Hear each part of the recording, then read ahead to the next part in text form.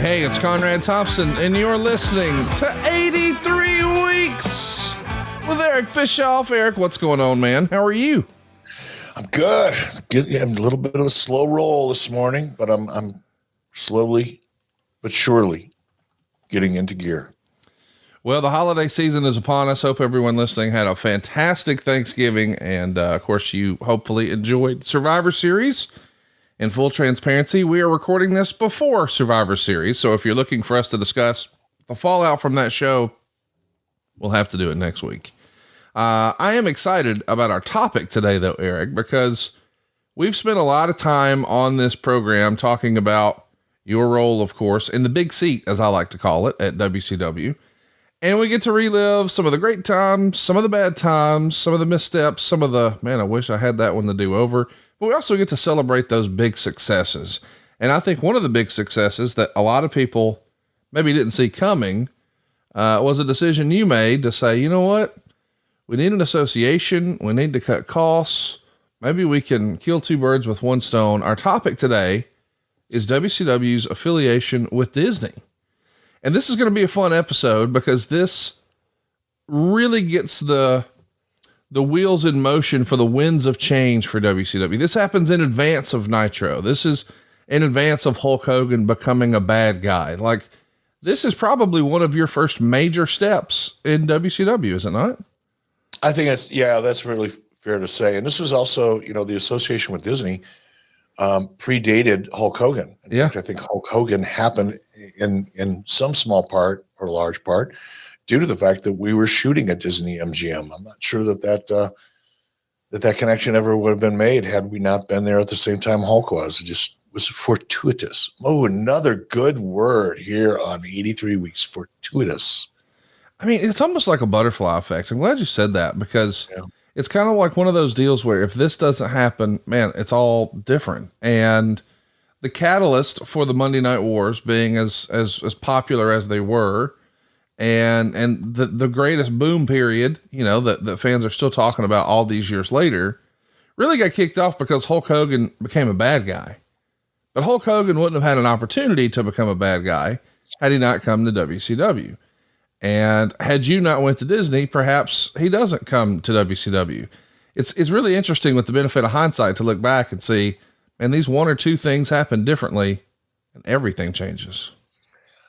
I find that train of thought fascinating. When you look at any aspect of your life, for but one decision, one choice, being in one place or another, so many different things in one's life doesn't happen. It's really amazing, but I think it's fair to say, very fair to say, had we not moved our production to Disney MGM Studios, there likely would not have been a Hulk Hogan in WCW, period. And then, of course, as you pointed out, ultimately his turn in 1996 and all the things that happened to the industry really as a result of that. Well, let's get started. Let's talk a little bit about where we are. I mean, we know that the idea is where we've got WCW out on the road and you're running live events, house shows, as they're called. You wrote this in your book. Bob Dew and I started butting heads early. Some of the things Bob wanted to do made absolutely no sense. For example, his solution to increase revenues in live events side of the business was to produce more shows.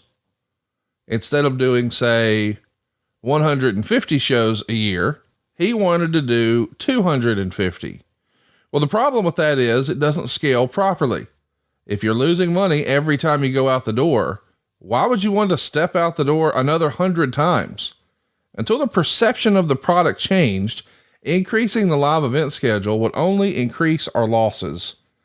Now, I want to take a time out right there because I think still to this day, so many wrestling fans, when they talk about WCW, they talk about WCW as if it were a traditional wrestling company, meaning, they made their money running live events, because that really is the very basis of what pro wrestling used to be. On some level, Eric, and you've said this very eloquently before, wrestling on TV was almost like an infomercial. You were there to sell tickets to live events. That's the reason, we had all those fabulous promos on TBS for the Crockett days. You didn't see big time matches on the Crockett program. You saw enhancement matches, and they would tease that they're going to go toe to toe in the big fight down at the arena this Saturday night. Get your tickets now. That is the way most wrestling territories were built. But WCW is owned by a television company. So right from the jump, the whole goal alignment, as Jeff Jarrett says on his podcast, has to be changed, right? Like, we're not trying to run as many events, like in a normal sense, that where you're paying talent on the house, because that's the way the territories were built. Then yes, running more shows means more money. But if you've got guaranteed contracts, that's a whole new ball of wax now, is it not? Yeah, it changed everything. And that was, I think, one of the reasons why it took so long for WCW to really get on track, because the people that came before me were really focusing on trying to replicate or duplicate, really, the WWE business model. And WCW wasn't set up for the WWE business model because it was a television company. What does that really mean? It means the television show is the priority, not the pay-per-views, not the live events, not the licensing, not the merchandising. The number one goal for WCW was to maximize the television opportunity and impact for Turner Broadcasting. Of course, live events were important in that equation. Certainly were pay-per-views, because that was really the only profit center in WCW for really until about 1995, 96. But first and foremost, we were a television company. And I think a lot of people, well, I think most of the people that came before me, and certainly a lot of the people that were there once I became executive producer, vice president, whatever, had a hard time adjusting to that concept, because everybody came from the territory system.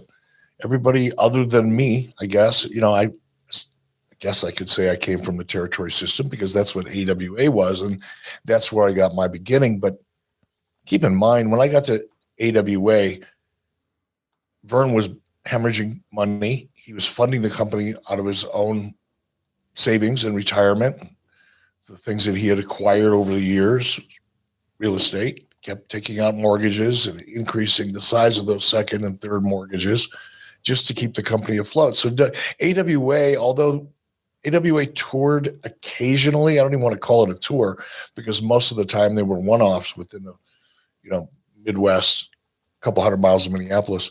But for the most part, even Vern was really just producing his television show, one for syndication and one for ESPN. But you look at Dusty Rhodes and the entire crew of people that worked with Dusty prior to me arriving and subsequent to me arriving, all of them, the Mike Grahams, the Magnum TAs, the entire staff all came from that territory system. And it was an adjustment for them to think about the company as a television company only. And certainly on the business side of things, Bob Dew, who, by the way, I give Bob, I'm honest about Bob. I don't intentionally give him a hard time. Bob Dew, I don't intentionally give him a hard time or tear him down. But Bob was an arena guy. But that's what Bob Dew's role was, is overseeing the arenas, or the arena for Turner Broadcasting. Bob didn't think like a television person either until, we made that move in 1994 to move to Disney. That was the first time anybody ever made a decision based on the fact that we were a television company, not a wrestling company. I just think that difference needed to be said, right up front. That's not a traditional wrestling company. It is a television company. Bob Dew, is a guy who we've said his name a few times here on the show, but I'm not sure that everyone who listens to our program really understands what his role was in the Turner organization, and how big of a fan or proponent or supporter of WCW he really was. Bob was a great guy. I mean, he was fun to be around. He was the kind of boss you'd like to have, because he was just a very social person, very easy to get along. He liked to laugh.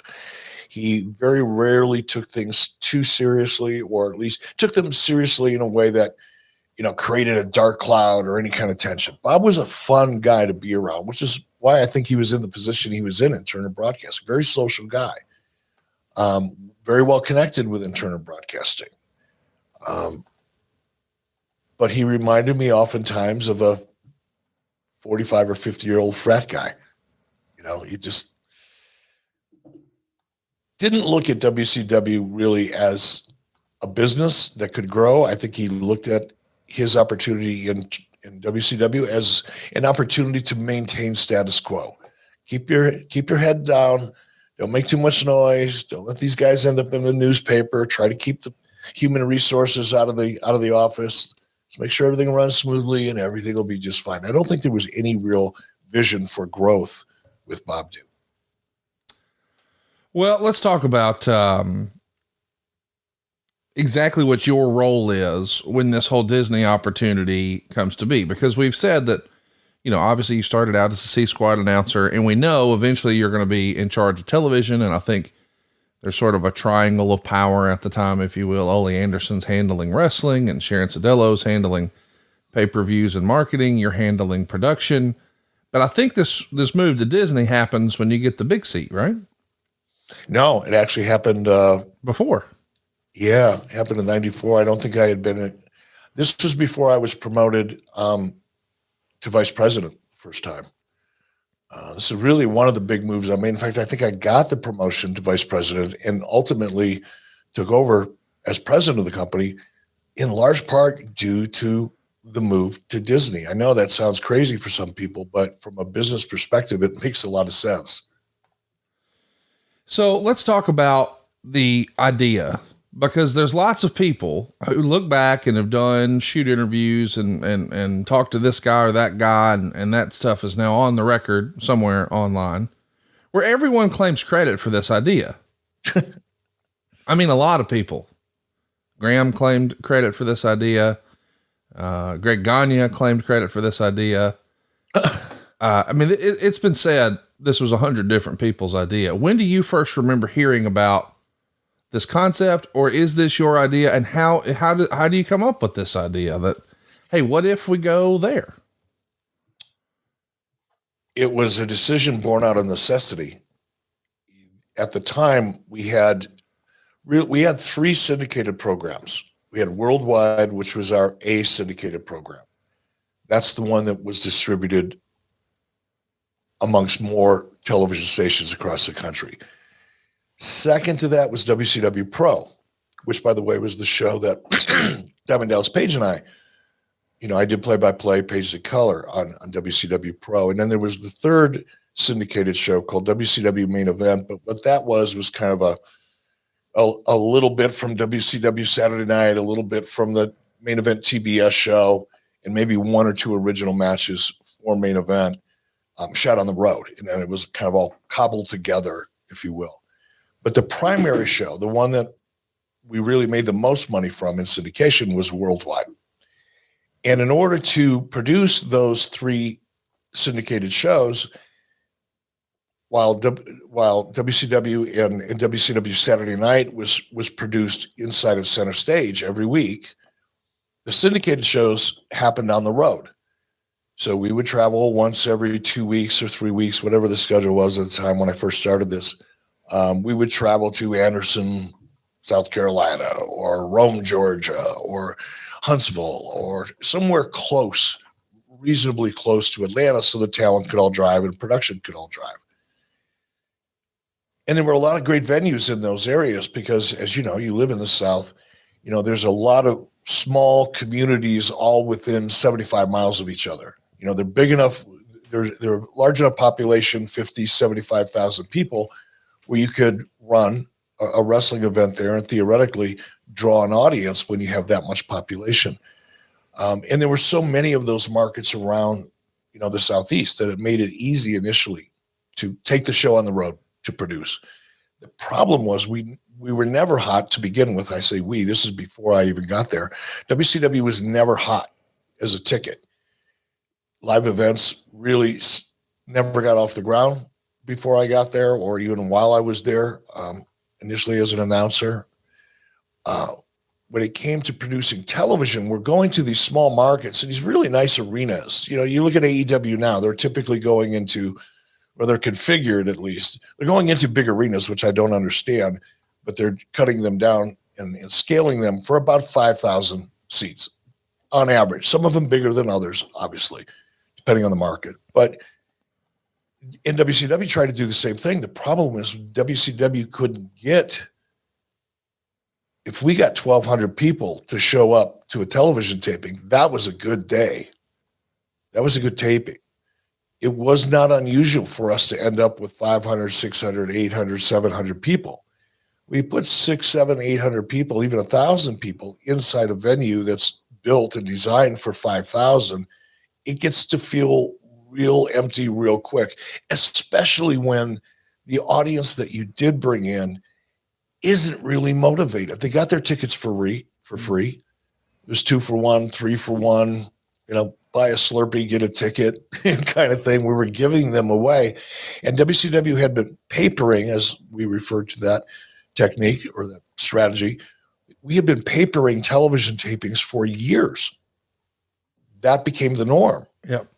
So those people that would take those tickets, use those tickets, were not like an AEW audience that you would see today. Even if it's a smaller audience, you'll see 3,500, 4,500 people in an AEW television, Dynamite, for example, or Collision. And yeah, it's not a very big crowd, but at least they want to be there. Yeah. They took money out of their wallet. They're interested enough in the product. And when they get there, they're animated. They're a part of the show. They're having fun.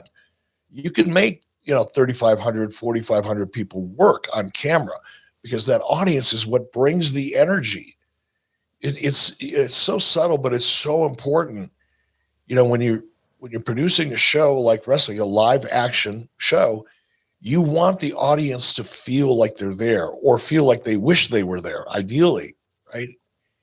And that's really hard to do with 5 or 7 or 800 or even 1,200 people that are only there because they got a free ticket. There's nothing else to do that night. That was the reason why I had to find an alternative. Also, I really wanted to increase the production values. That was like the first thing on my list. And it may have been a mandate. That might have been one of the things, because there was some, I'm going to slow down. I go all over the place. Prior to me becoming executive producer, there was an internal audit at WCW. Now, not necessarily a financial audit, but an operational audit. And there was research that came along with that audit. It was really funny research, by the way. I'll make a joke about it probably later on. But there was this attempt to try to figure out, all right, how do we make this thing work? Every division within WCW, every department, was a part of this audit. So everybody was looking for a way to maximize any opportunity in WCW. And increasing production values was my first on the list of 10 things that I wanted to achieve or was told to achieve. Increasing the production values was number one. Well, there's no way to do that. Traveling the show to arenas where the crowd, if they showed up, were unenthusiastic, which meant you had to turn down the lights because you don't want to sit at home and see an empty audience. That's the exact opposite of what you want to happen. You don't want a viewer sitting at home going, oh man, look at that. I'm glad I didn't go. There's nobody else there. Or the crowd just didn't have energy. It didn't look like a party you really wanted to be at. And it was my idea, not Greg Gagne's, not Mike Graham's, not anybody else's. It's funny how there's a saying, success has a million fathers, but what is it? Nobody wants to claim failure. Right. Nobody wants to claim an idea that doesn't work. But if an idea works, then you got a line of people that want to take credit for it. And I think that's the case here, because when the idea came to me to shoot it, it wasn't Disney first. It was, okay, we've got to go to a soundstage. And I think I went to Universal. Universal was not bad, but it didn't have the co-branding opportunity, at least an unofficial co-branding. I really believe that, we had to go to a soundstage. We had to control our environment. We had to go to a location or a soundstage where there were fresh audiences coming through all day long, so that whenever we would tape there, we would tape 5, sometimes 6 shows a day. We turned over 5 or 6 different audiences. So each audience that came in, and we weren't shooting live, we were shooting tape, so we could crank out an episode in 40 or 45 minutes. So there was a lot of high energy. The crowd was just there. They were out on tour. They're going all over the Disney MGM studios or all over the Disney park. And of course, wow, they're shooting TV over there. Hulk Hogan's over there. Ric Flair's over there. Arnie Anderson's over there. Oh, let's go watch that. If nothing else, we have a comfortable place to sit for 45 minutes because we've been on our feet all day. So, you'd have 750, probably 800 members in your audience, and each show had a fresh audience. That energy and that look and being able to control the environment with lighting and maximize the equipment that we did have was key. And one of the cool things about Disney, and I fail to bring this up oftentimes whenever we talk about Disney, but when we first got there, David Crockett and I, David was very, very supportive. When we first got there, Disney was showing us around, and they had an idea which soundstage they wanted us to use. This is before we signed any contracts. And we walked into the soundstage, and there was a big round pedestal right in the center of the stage. I don't know what was being produced there previously, but this rotating this rotating platform was right in the middle of the soundstage. Mm-hmm. And I said, well, what are you going to take that out? He said, sure, we can take it out, or you can use it. How would we use that? He said, well, look, Bob Allen. He said, let me show you. And he flipped a switch, and that round platform started to turn very, very slowly. So throughout a television taping, the audience is seated, but their perspective, their angle on what was going on in the match kind of changed throughout the show. I thought that was really cool. Dude, that was my favorite part of that soundstage. I just absolutely love that. There's a lot to unpack with what you just said there. I want to circle back. The quote you were looking for, I think, is a JFK quote. Something like, "Success has 1,000 fathers, but failure's an orphan." Yeah, that's it. Yeah, that's it. But I'll tell you what, there is a great idea that we would both love to claim credit for, but we can't. I'm talking about our friends at MOINK. I'm so excited to talk to you about MOINK. It's a meat subscription box company on a mission to fight for the family farm. They're located in rural America, run by an 8th generation female farmer, and their animals are raised humanely. Their employees are paid a living wage, and the quality of their product is better than anything you'll find in a store. MOINK delivers grass-fed and grass-finished beef and lamb, pastured pork and chicken, and sustainable wild-caught Alaskan salmon, all delivered straight to your door. MOINK farmers farm like our grandparents did. And as a result, MOINK meat tastes like it should, because the family farm does it better, and the MOINK difference is a difference you can actually taste. Unlike the supermarket, MOINK is going to give you total control over the quality and source of your food. You choose the meat delivered in every box. You want some ribeyes? How about some chicken breasts? Maybe some pork chops, some salmon fillets? And how about this? You can cancel anytime. But what I love most about this is that MOINK is helping save rural America. And I live in North Alabama. I can't tell you, growing up here all over the state, how many farmers I have seen with the ups and downs. And I'm actually really closely related to one family, and they have been farmers for, 100 years, 200 years, forever. And I love that MOINK is supporting farms like that. You may have seen these guys over on Shark Tank. Kevin O'Leary called MOINK's bacon the best bacon he'd ever tasted. And the folks who founded the Ring Doorbell, Mr. Jamie over there, he jumped at the chance. He's one of the investors here in MOINK.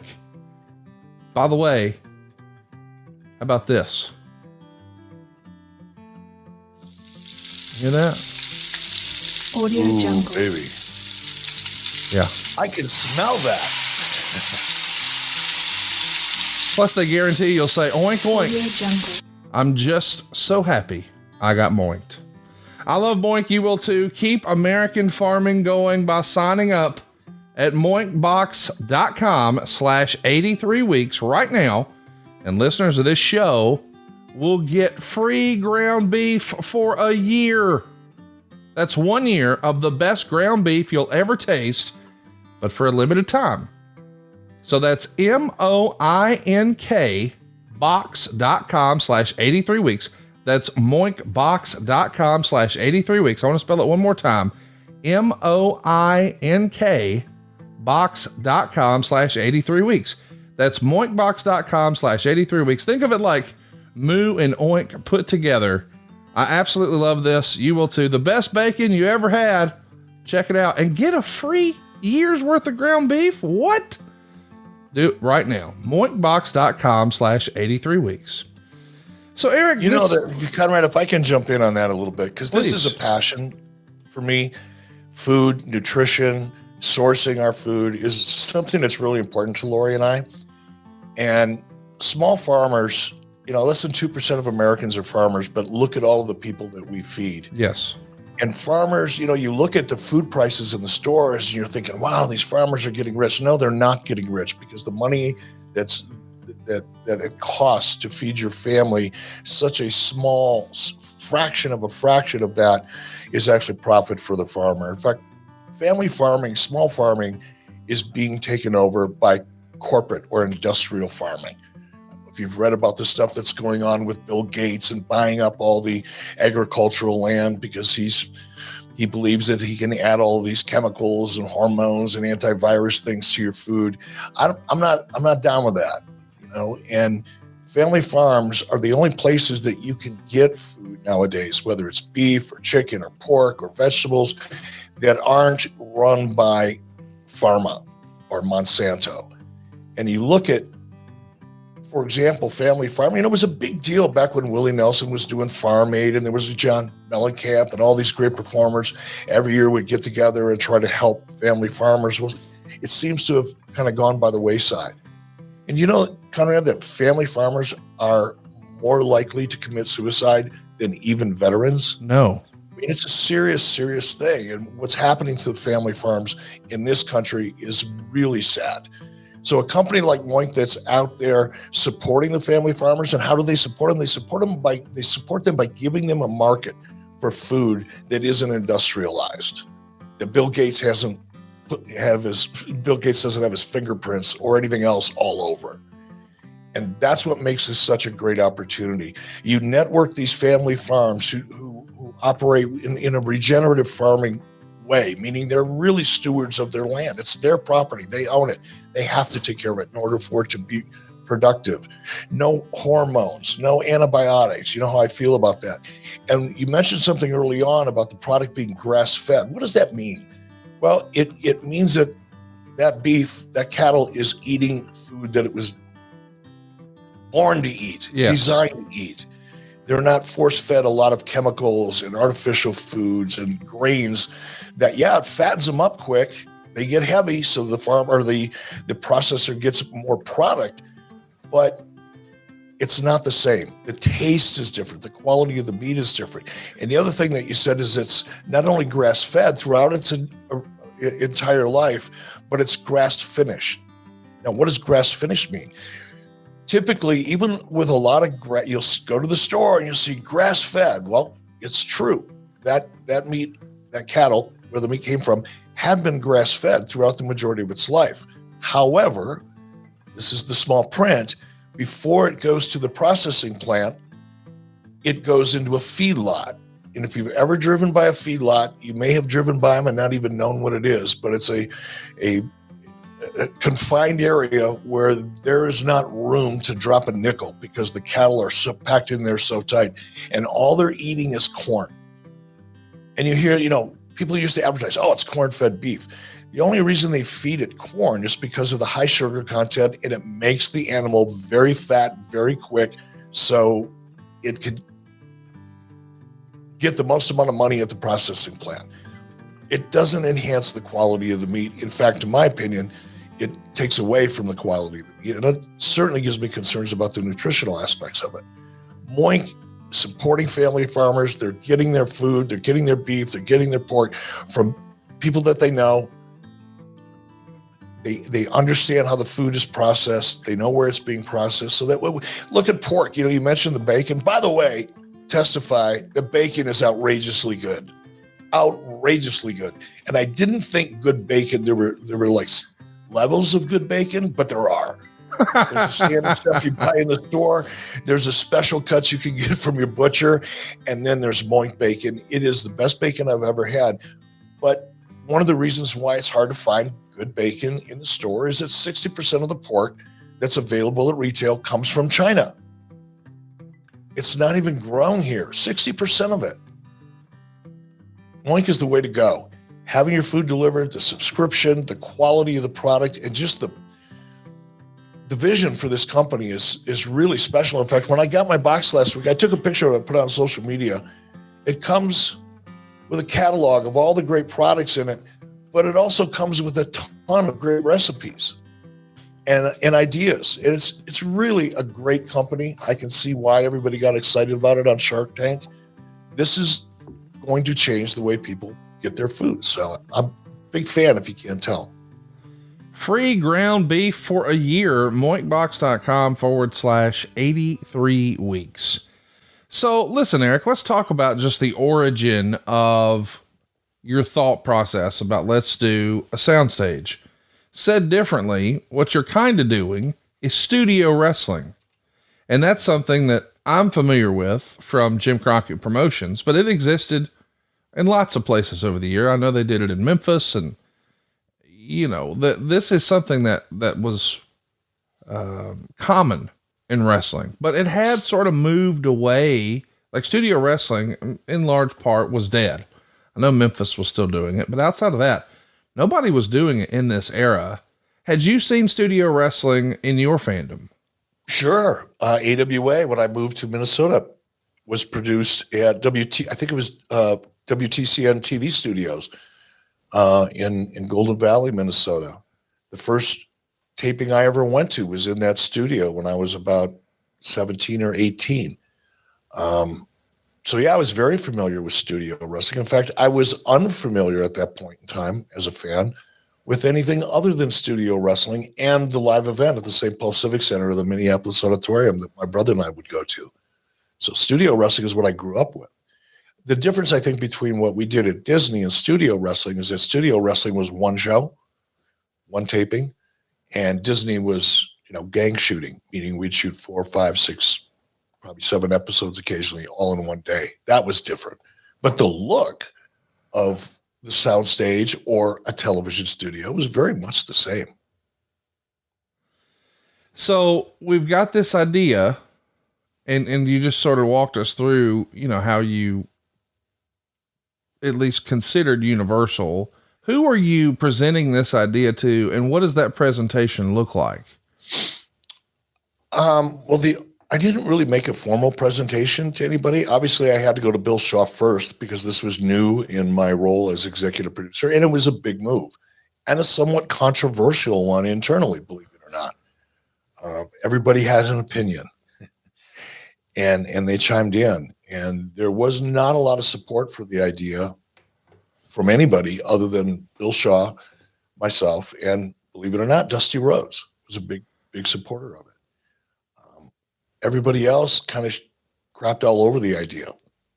But Bill was the only one I made a presentation to. Once we kind of zeroed in on Disney and why Disney was the right partner for us, a location for us, David Crockett and I went down and presented, if you will. But it was an informal presentation. We didn't have a PowerPoint or decks or anything like that. We may have had some notes that we would hand out just to familiarize people who didn't know who WCW was, who we were, and what we did. But there was no formal presentation other than the one that David Crockett and I made to Bob Allen, who was, I think, the VP of operations at Disney MGM Studios at the time, and his staff. I want to talk about that presentation, but before I do, I want to read a little excerpt from your book here. I said, screw that. Let's just produce television, dump all of our resources into TV, acquiring new talent and dressing up our product. Then eventually, whether it's 6 months from now or a year from now or 5 years from now, people would start parting with their cash and come to see us live. People dropped over dead. This wasn't just a problem for our live events business. We shot our syndicated programming on the road in arenas. We'd go out to produce a television show, and we'd have a miserable looking crowd, half of them winos with a cheap bottle of wine and paper bags on their laps, or no crowd at all. It affected the performance of the wrestlers because they were performing in front of people who were dead.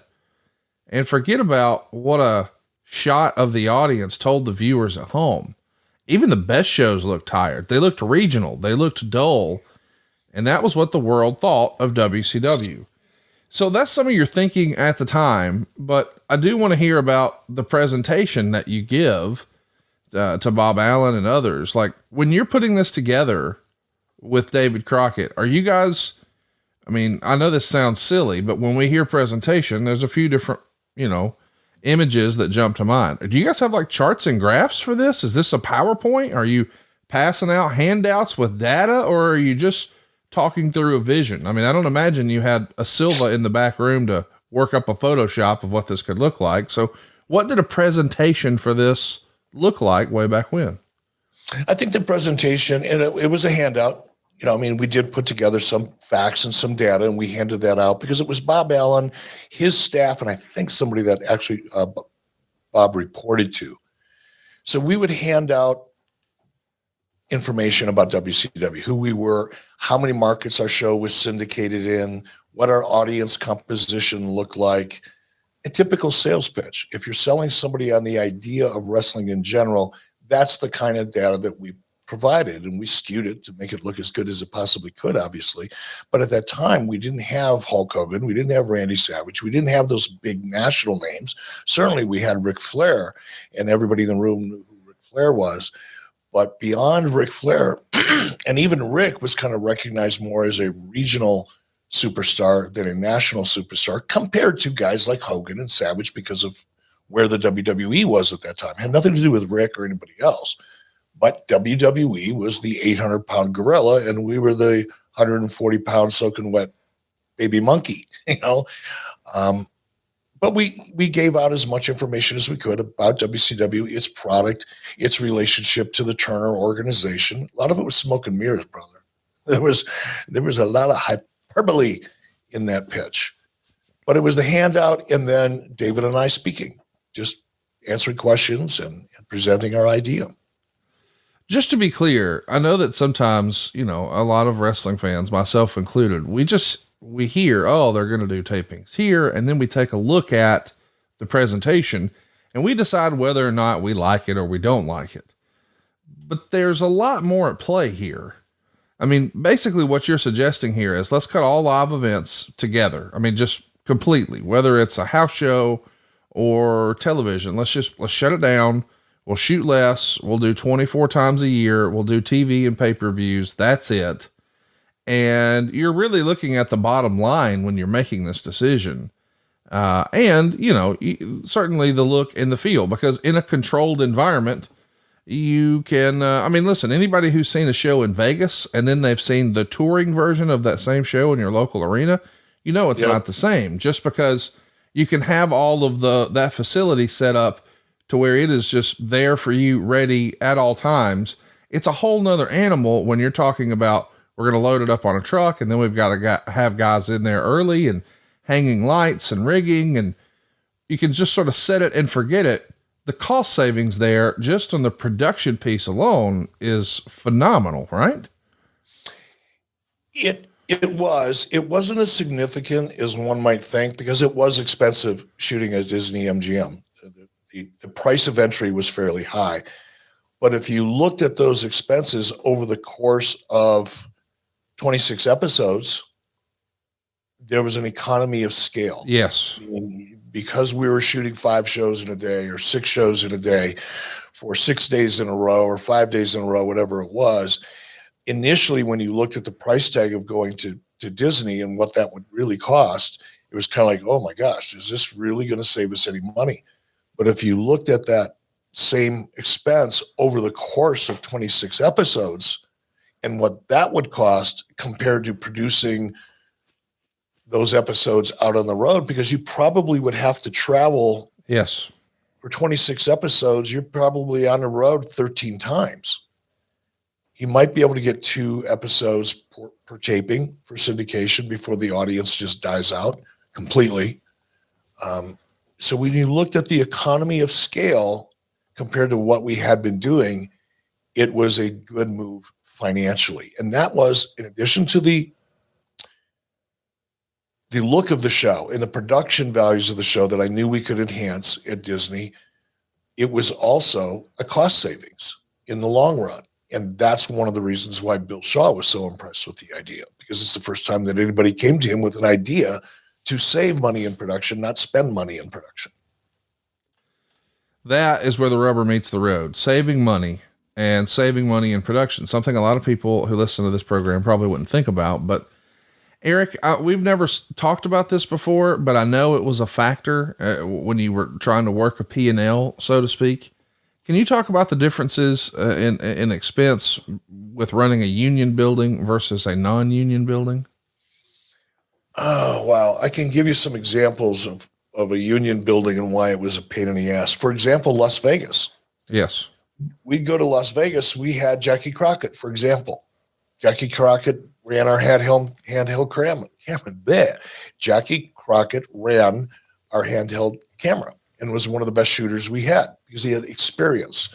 He could anticipate where things were going to end up inside of the ring, so he could be there when it was happening instead of following the action. Yes. If that makes sense. Because if you're following the action, you're going to be a half a beat slow. You're not going to quite be in the position you should be in to get the best shot you can because you're following it as it's happening as opposed to anticipating what's going to happen. It's one of the things that made Jackie so good and other people like him. But we would go to Las Vegas, and obviously Jackie's full-time WCW, and a lot of our production people weren't, by the way. You know, our office production obviously was Craig Leather, our director, and Neil Pruitt, and Nate Yoder, and, you know, the core team. But as far as cameras and lighting and audio, a lot of that were either Turner Sports production staff that happened to be open that particular day or on a given week, or more often than not, we would hire freelancers. But going back to Jackie Crockett, we go to Las Vegas.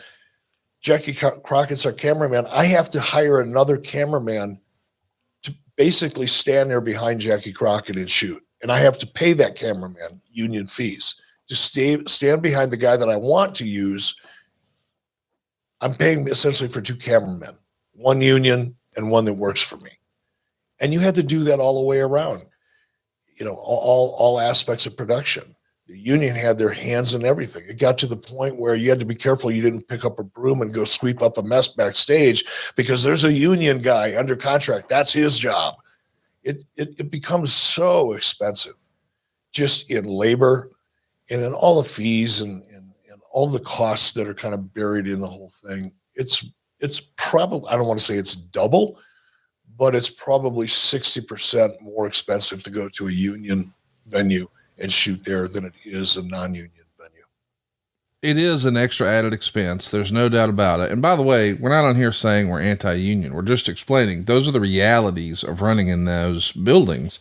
So there's going to be increased costs. And I'll be honest, as someone who's been doing these podcasts with, you know, professional wrestling legends, legendary promoters like yourself, I myself did not really grasp what the production costs would look like until I was dumb enough to actually run a show.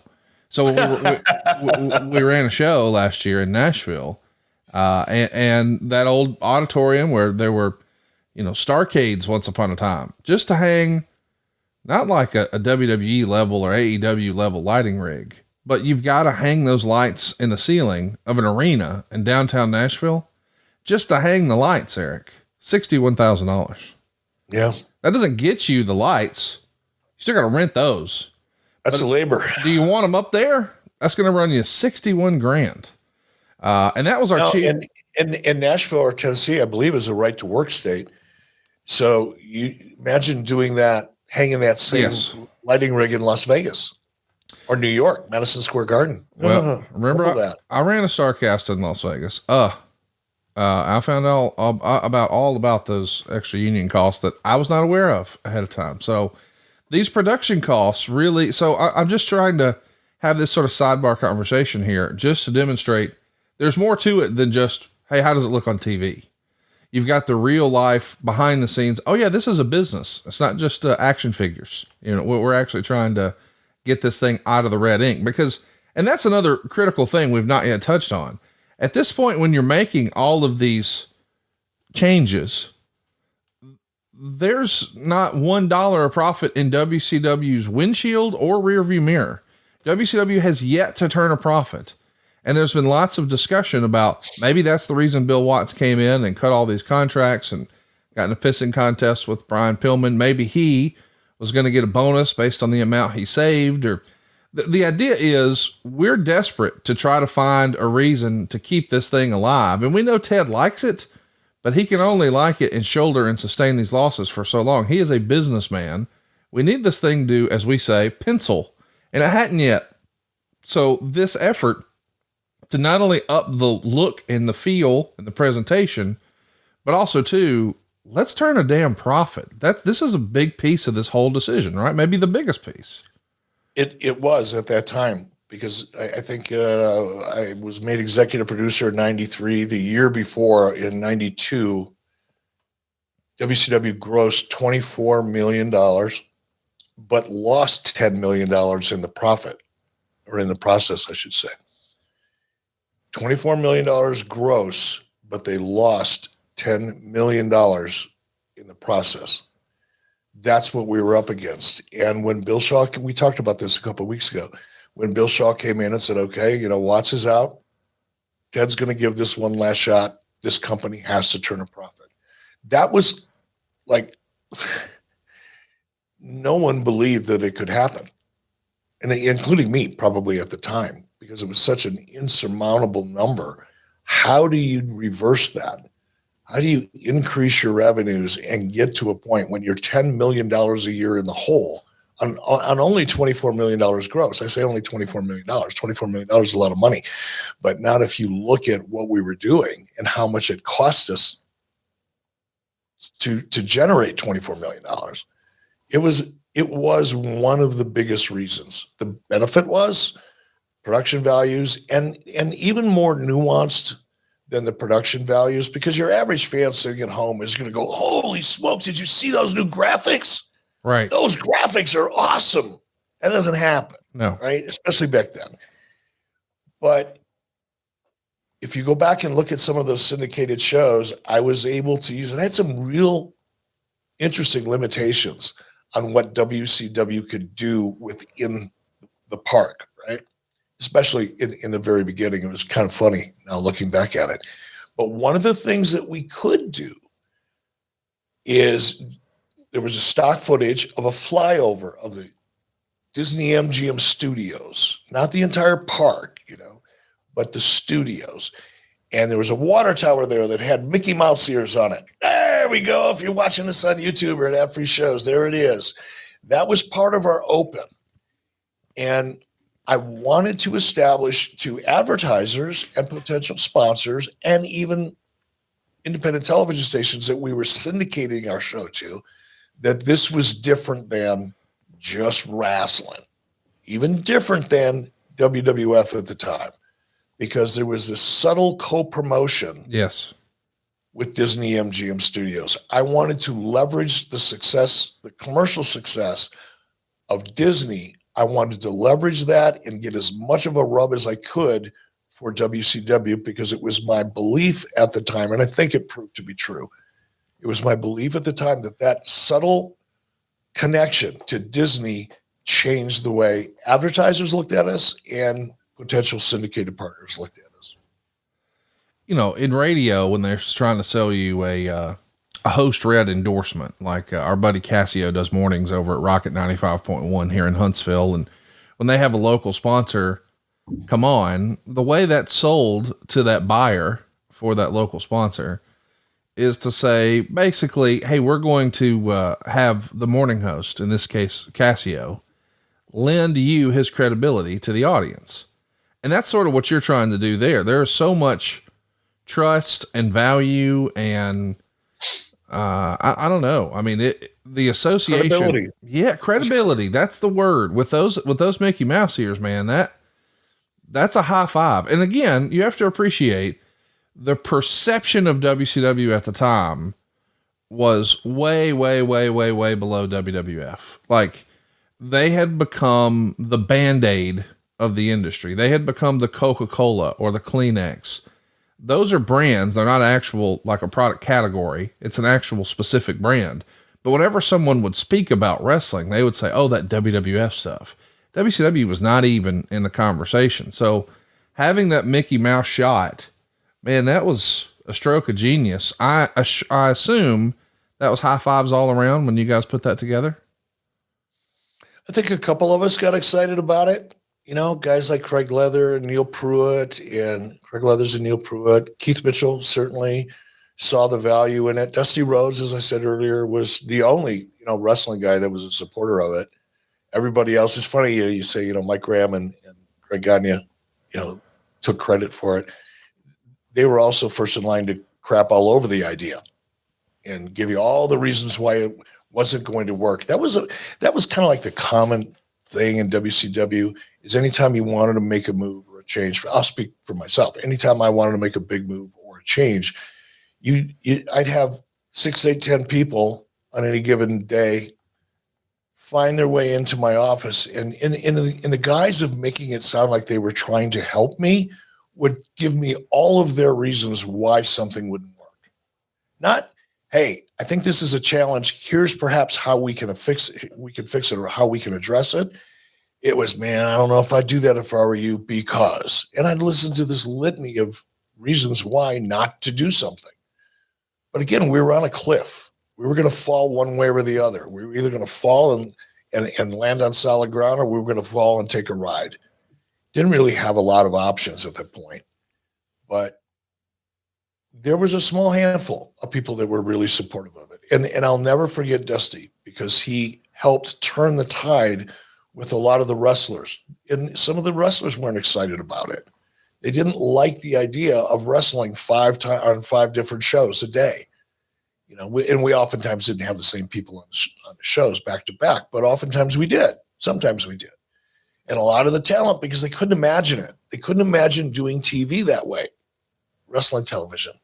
So there was just a lot of internal resistance. And Dusty Rhodes really, he handled that for me. He got people to support the idea, and people that I couldn't convince necessarily that it would be a good idea and to be supportive. Dusty did that for me. I'm sure it was all high fives when they saw, hey, the cost savings, because man, that's something we can all get excited about. And you will be too. When you start using Rocket Money, you're going to find out, you know what? There's a whole lot of costs out here I thought I had a handle on, I didn't know about. That was my experience. My wife and I both signed up for the same streaming service at the start of the pandemic, but we watched TV together. So we didn't need a second account. We didn't even know we had that problem until we got Rocket Money. Same thing with DAZN. I signed up to watch one fight, and I was paying like, I don't know, $59 a month or something for over a year. That one fight wound up costing me hundreds of dollars. I was only supposed to pay $59. I forgot. It's happened to you too. It's happened to all of us. We all sign up for something, do a free trial, and then forget about it. Rocket Money can help you quickly identify all of those sneaky subscriptions that keep charging you month after month, and cancel any you no longer use. It's such an easy way to start saving money. It turns out like 80% of people have subscriptions that they've totally forgotten about. They make it too easy to subscribe to a free trial of something, and then you forget about it when you stop using it. But boy, those charges, they just keep coming. Well, Rocket Money can help. It's a personal finance app that finds and cancels your unwanted subscriptions and monitors your spending. And how about this? It lowers your bills all in one place. You see, with Rocket Money, you can easily cancel the ones you don't want with the press of a button.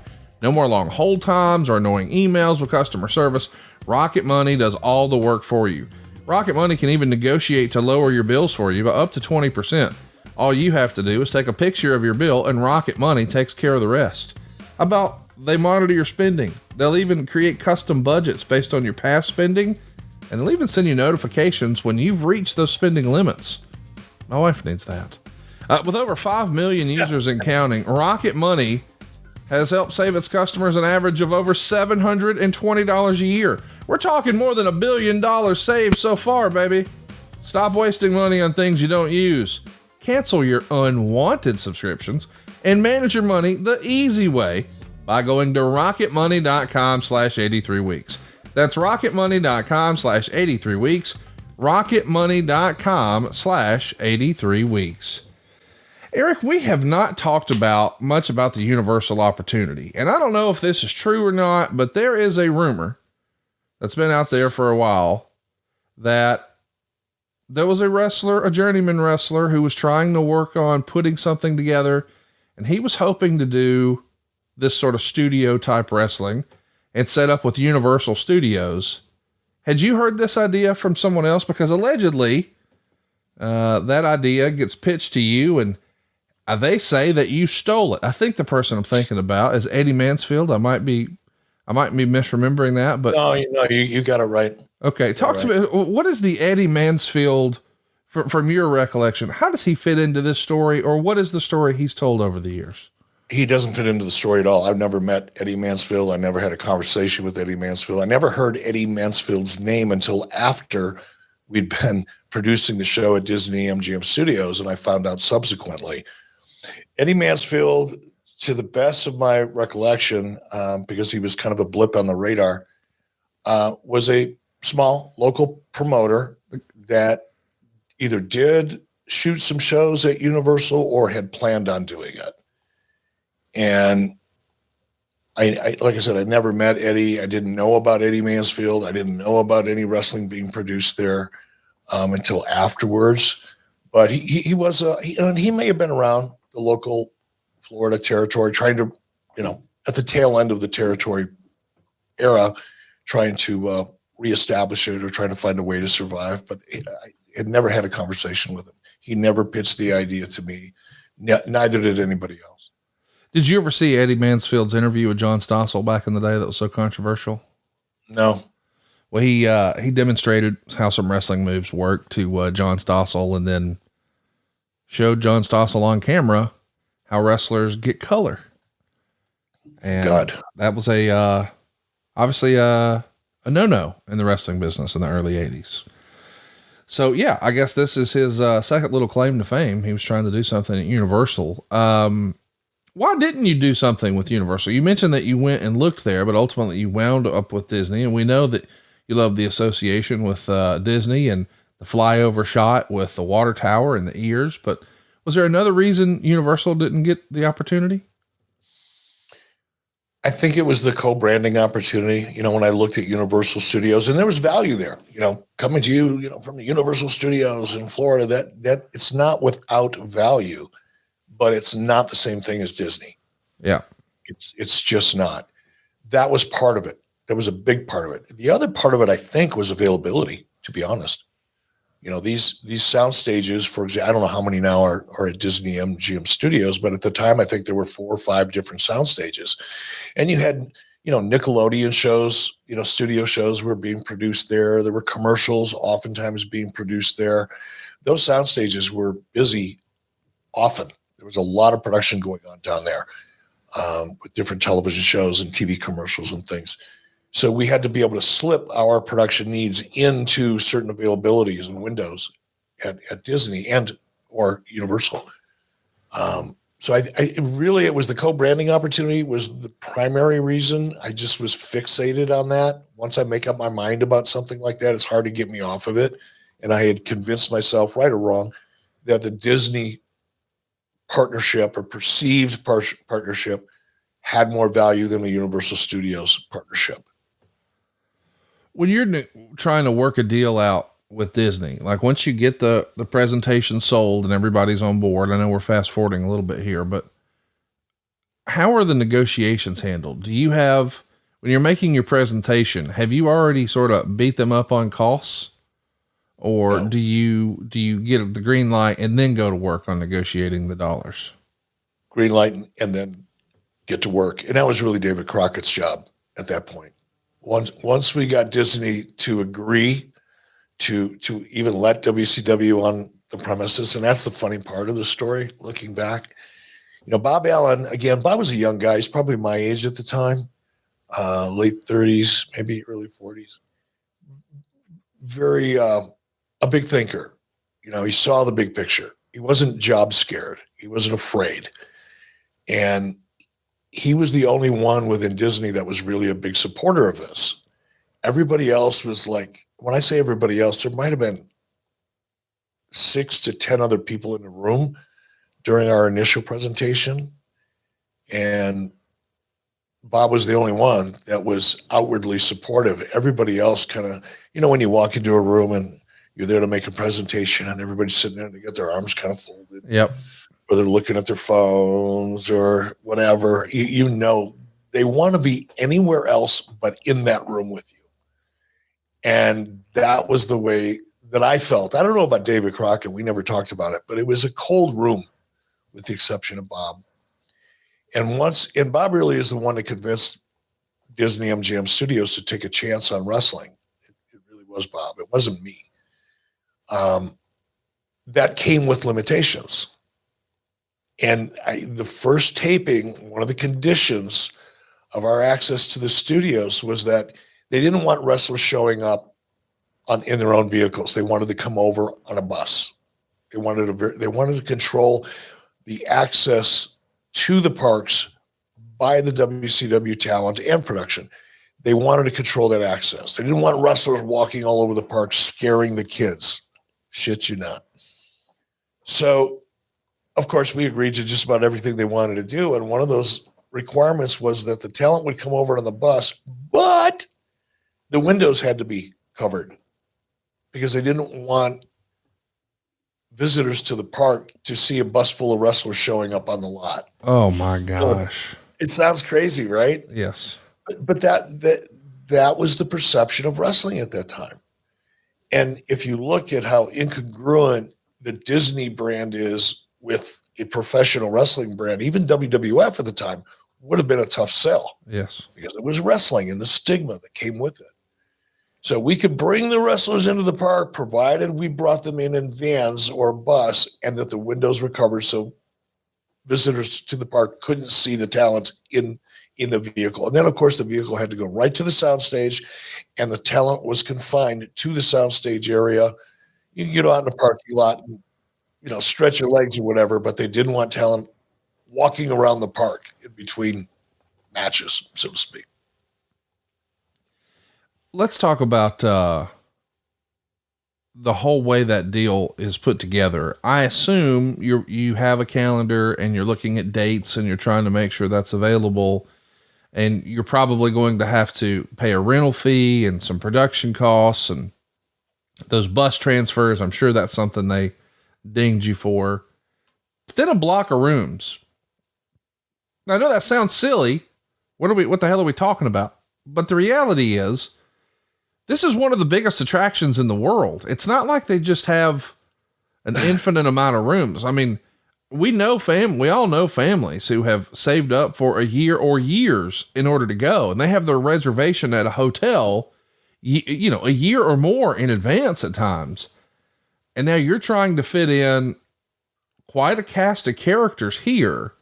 Talk me through how all of that came together, and did you experience the cost savings you were hoping for, or did we not quite achieve the number, but it was still a savings?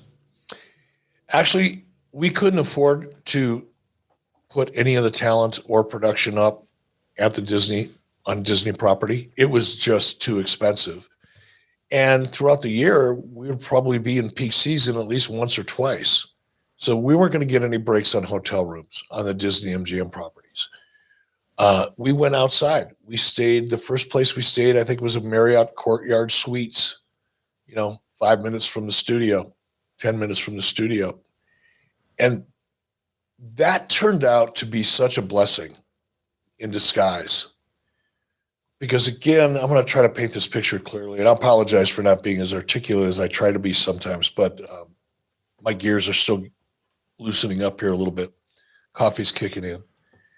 But because we couldn't afford to staff or put our staff up and a talent or their families up on Disney properties, because that was the goal initially. I wanted this to be a positive experience for everybody. That was also part of the mission, to increase morale.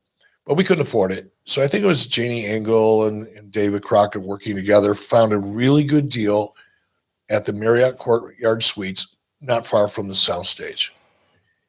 And it allowed the talent to bring their families.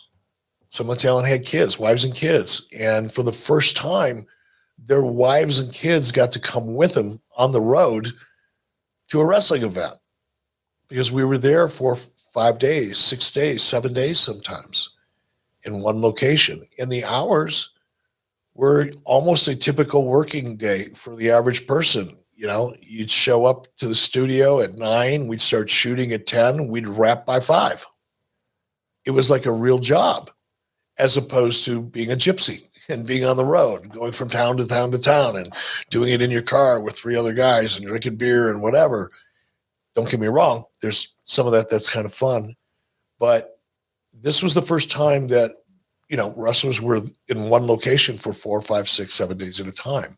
They got to bring their family. So we got done at 5 o'clock in the afternoon. This is where Janie Engel and I'm sure there were a lot of other people involved that I'm not giving credit to, that I wished I could remember their names and how they were involved. But David and Janie and probably Keith Mitchell started organizing barbecues. So we'd get done working at the soundstage. All the talent would go back to the Marriott Courtyard Suites, and we would have catering, start grilling hot dogs and hamburgers, and guys would, you know, bring their own beverages, and it became kind of a family picnic. And it really broke the ice. It made it fun for everybody. It made them realize that, yeah, this is different. We're shooting 5 shows a day, but it's workable. I'm done by 5. I'm hanging out with my wife and kids and my buddies, the people I work with. It really turned out to be something that we started looking forward to. It was a lot of fun. I wish I could have been in the hallways when you were presenting this. You wrote in your book, Bob Dew, Don Sandifer, Ole Anderson, Sharon Sadello, and Gary Juster all thought I should be hung by the neck until dead. And frankly, it wasn't just the Bob Dews of the world who thought I'd lost my mind. Dusty Rhodes, who I got along with just about as well as anyone, was reluctant at first. Most wrestlers couldn't imagine producing the show in a soundstage. It was a real battle. There were weeks and weeks of meetings and debate back and forth. Everybody had a point of view, and none of them agreed with mine. Finally, Bill Shaw gets involved. That's sort of that's the hammer, right? When Bill Shaw comes in and says, hey, this is what we're going with. End of discussion. Yeah, it went from a debate, an internal discussion, and the pros and the cons and all the other things associated with it, to a mandate. You know, once I sold Bill, once Bill could see the picture, then, you know, everybody else's opinions didn't really matter. You also wrote in your book, the hardcore wrestling fans hated it, but there weren't enough of them to support the brand, and I wasn't going to cater to them. That's, sound familiar? Talk to me. I mean, that's it. All of the, you know, again, the internet didn't exist back then. Obviously, right. Social media didn't exist back then, but there were still the Dave Meltzers, the parasites like Dave Meltzer, who all had an opinion. And so much of the opinion that, you know, I would read online before we even shot our first show there was all negative, and it was just so dark. Everybody predicted the end of the world as a result, and Bischoff doesn't know what he's doing, and he wants to be a TV producer, not a wrestling guy. I mean, you name it, they wrote it, and that became the narrative. You know, not to the scale that it is today, obviously, but it became the narrative, and that narrative filtered down into the wrestling staff, the wrestling roster. A lot of them believe that shit because they don't know any better. Wrestlers don't know anything about the wrestling business. Wrestlers know a lot about what goes on inside of the ring, more than I'll ever know. But when it comes to the business of the wrestling business and what it takes to make it profitable or successful, most of them are clueless. Almost all of them are clueless. They have anecdotal perspectives, and they can reach back in their bag of tricks and talk about things that happened, you know, back when. But if you put a professional wrestler in the control seat and give them 20 minutes, they'll be overwhelmed quickly when it comes to the business of the wrestling business. But again, once Bill Shaw came in and said, this is what we're going to do, Dusty jumped on board. Dusty got very supportive very quickly. Because Dusty was a visionary. Dusty didn't see wrestling the same way everybody else that had come before him or been a part. He didn't see wrestling the way Ole Anderson saw it. That's a good example. Dusty was much more of a visionary. Ole Anderson was more in the vein of Bill Watts or even a Vern Gagne. Let's go back and do it the way we did it in the 70s, because that's when Ole had the most success he had ever had, in the 70s and the early 80s. So naturally, he wants to go back to what he was most familiar with when he was most successful. And that's not uncommon in any walk of life or in any business. The problem is the industry had changed so much. The television industry had changed so much between the time that Ole was successful and familiar with the way the business operated and what we needed in that particular day. Time, I should say. I wonder, is this almost like be careful what you wish for? Like you're really selling for this idea, campaigning for this idea for weeks. Okay, now we've got it. Oh, now what? Because I'm sure there were some challenges that you had to overcome. Like we've all heard, because you're doing so much television in advance, right. And if someone's contract comes due, someone is injured, there's some sort of dispute, like things change, when you're shooting the stuff as it happens on the road, you can be a little more nimble and sort of go with the flow. But when you've got all this stuff, quote unquote, in the can, boy, that's a whole new set of challenges that WCW hadn't really battled at this point. I don't think anybody in wrestling had. Was there anything else that was a challenge that you didn't foresee when you were first campaigning for this idea? No, what you're referring to really is the continuity of the shows, because keep in mind, WCW Saturday Night, which we taped every week, so it was relatively live to tape, meaning we'd shoot that show on a Monday and it would air on a Saturday. There wasn't a lot of daylight. Whereas the syndicated shows at Disney, we would shoot a show on June 1st and it wouldn't air until August 5th. But in the meantime, the primary show, the A show at that point in time, was the WCW Saturday Night show.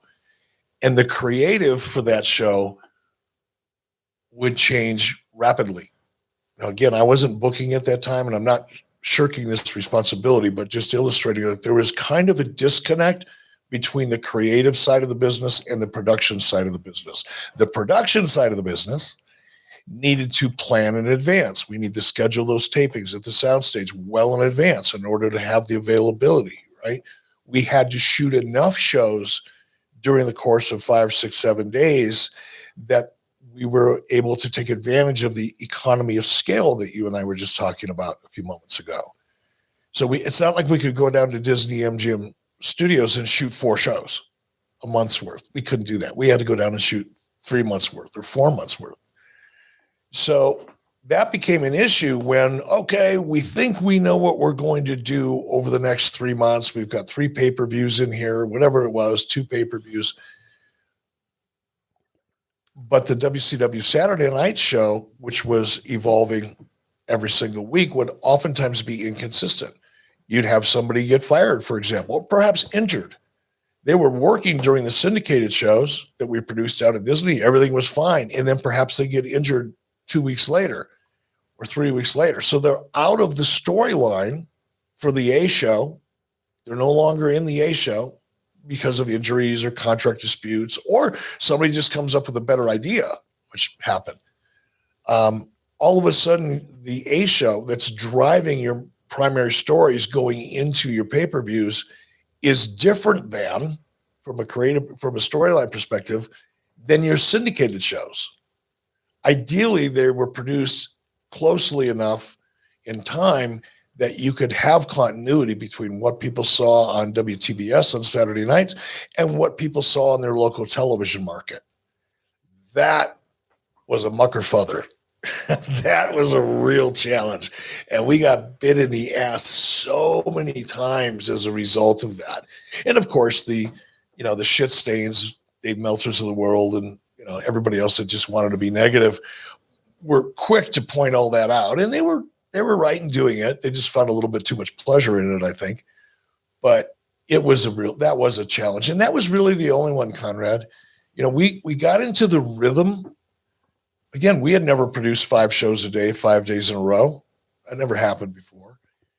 But again, David Crockett, the entire production team, once they embraced it, and once they got the first couple under their belt, they loved it.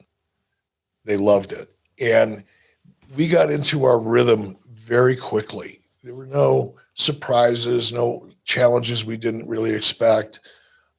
We just got into that rhythm after the second or third episode. It was like, holy shit, we can do this. We're going to be done early today. We only scheduled 4 shows. We could have done 6.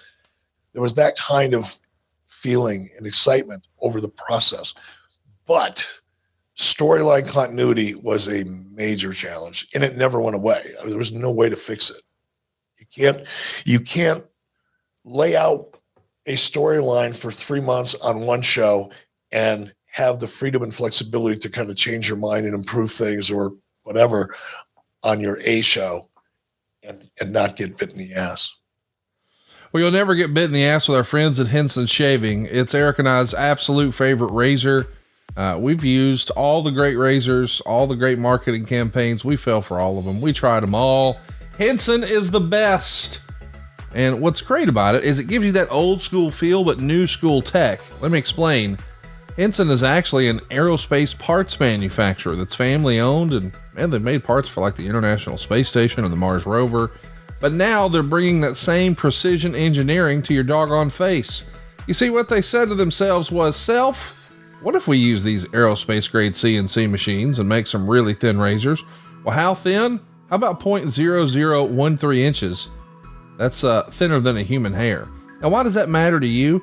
Well, it matters to you because it gives you a vibration-free shave, which means fewer nicks and cuts and scrapes. It's going to be the best shave of your life. Not only that, they've also designed it where it has built-in channels on the Henson razor here. That'll evacuate the hair and cream and make clogging virtually impossible. You see, Henson wanted to make the best razor, not necessarily the best razor business. There's no subscriptions here. There's nothing proprietary about it. There's no planned obsolescence, and there's no plastic. If you're watching with us, or matter of fact, just go look for yourself. It's hensonshaving.com/83weeks. You'll see, man, it is an old school looking razor, just like your grandfather used to use. It uses a double-edged blade that Ric Flair is very familiar with. I'll just say that, and Eddie Mansfield for that matter. But it'll go ahead and give you the best shave of your life. Now, here's the best part. I think we all know this. It's like if you were getting one of those coffee makers that you have to buy the little cups for. Like the idea was, hey, we'll sell them this coffee maker, and then they've got to come back and they can only buy these cups from us. That was their business model. Henson didn't do that. When you run out of a Henson blade, you could go put a regular standard dual-edged blade in there, but it's not going to give you the same shape. You want the magic of these really thin razors that only Henson can get you. Not only that, it's also way cheaper than going and buying those other blades or any other blades. Let me explain. When you own a Henson razor, it's $3 to $5 a year to replace the blades. That's right, $3 to $5 a year. Let's say no to subscriptions. Let's say yes to a razor that will last you a lifetime. Visit hensonshaving.com/Eric to pick the razor for you. Use the code Eric and you'll get 2 years worth of blades free with your razor. Just be sure to add them to your cart. That's 100 free blades when you head to hensonshaving.com/Eric and use the promo code Eric. So listen, you've got the Disney opportunity. You've got the families down there. You've got the catering down there. It's a totally new vibe, a new experience. I know there had to be some hesitation from some of the boys at first, but getting to spend time with their families and catering, and it's not quite the rock and roll lifestyle they used to live, but this is a pretty cool thing. But my favorite thing as a fan was seeing, as you talked about it earlier, the way the ring would spin around. It was almost like a turnstile type display that you would see at a car dealership if they had some new fancy car they wanted to put out on the highway or whatever in front of their dealership. But the idea that this thing spins, man, I don't know why, but as a kid, I thought it was the coolest thing ever. How was that received by the performers? I think initially people were a little bit taken aback by it because the idea of the ring turning, but keep in mind, it turned very slowly. Like if you watch, you could see it, right? But because of the way wrestling is shot, you're constantly cutting from one camera to another camera. It wasn't real obvious. Occasionally, we would take advantage of it and maybe take a wide shot intentionally to show the audience at home that this ring was spinning very slowly. But again, you know how people, I mean, I'm the same way. You know, the first time you try anything, you're somewhat hesitant. Yes. Or you hold back your enthusiasm until after you experience it. I think there were some people that were like, whoa, wait a minute, I'm used to working a crowd, and how do I do that if the ring's spinning? But about 10 minutes in, I think the guys, they didn't even notice it. Right. It didn't affect them at all. But again, initially it was a concern with some of the talent. So I'm sure the other big piece of, concern with all the talent, besides, hey, where did our party go? And wait, is this ring spinning? But now we're going to tape all of this TV at the same time. Logistically, you've got to know where your stories are going to go well in advance. And we're hearing about this even today, that as the shows are happening, sometimes talent don't know exactly what's going to happen, or maybe they find out right before. I mean, wrestling has forever been, a very subjective way to present creative. Like there's no, our buddy Jeff Jarrett always says creative is subjective. It could be good to you. It could be bad to someone else. That's what makes it interesting in shows like this and the internet discussion that happens on social media. But when you've got to have a plan going in to one of these tapings months in advance, it has to require a little bit more preparation. Who would have been helping you make sure that you were on point and you had all that dialed in? Is that Kevin Sullivan? Is it a cast of other characters? No. This is Dusty Rhodes still. Okay. I mean, yeah. Dusty was the head of creative at that time. And I don't even think Kevin Sullivan was there quite yet.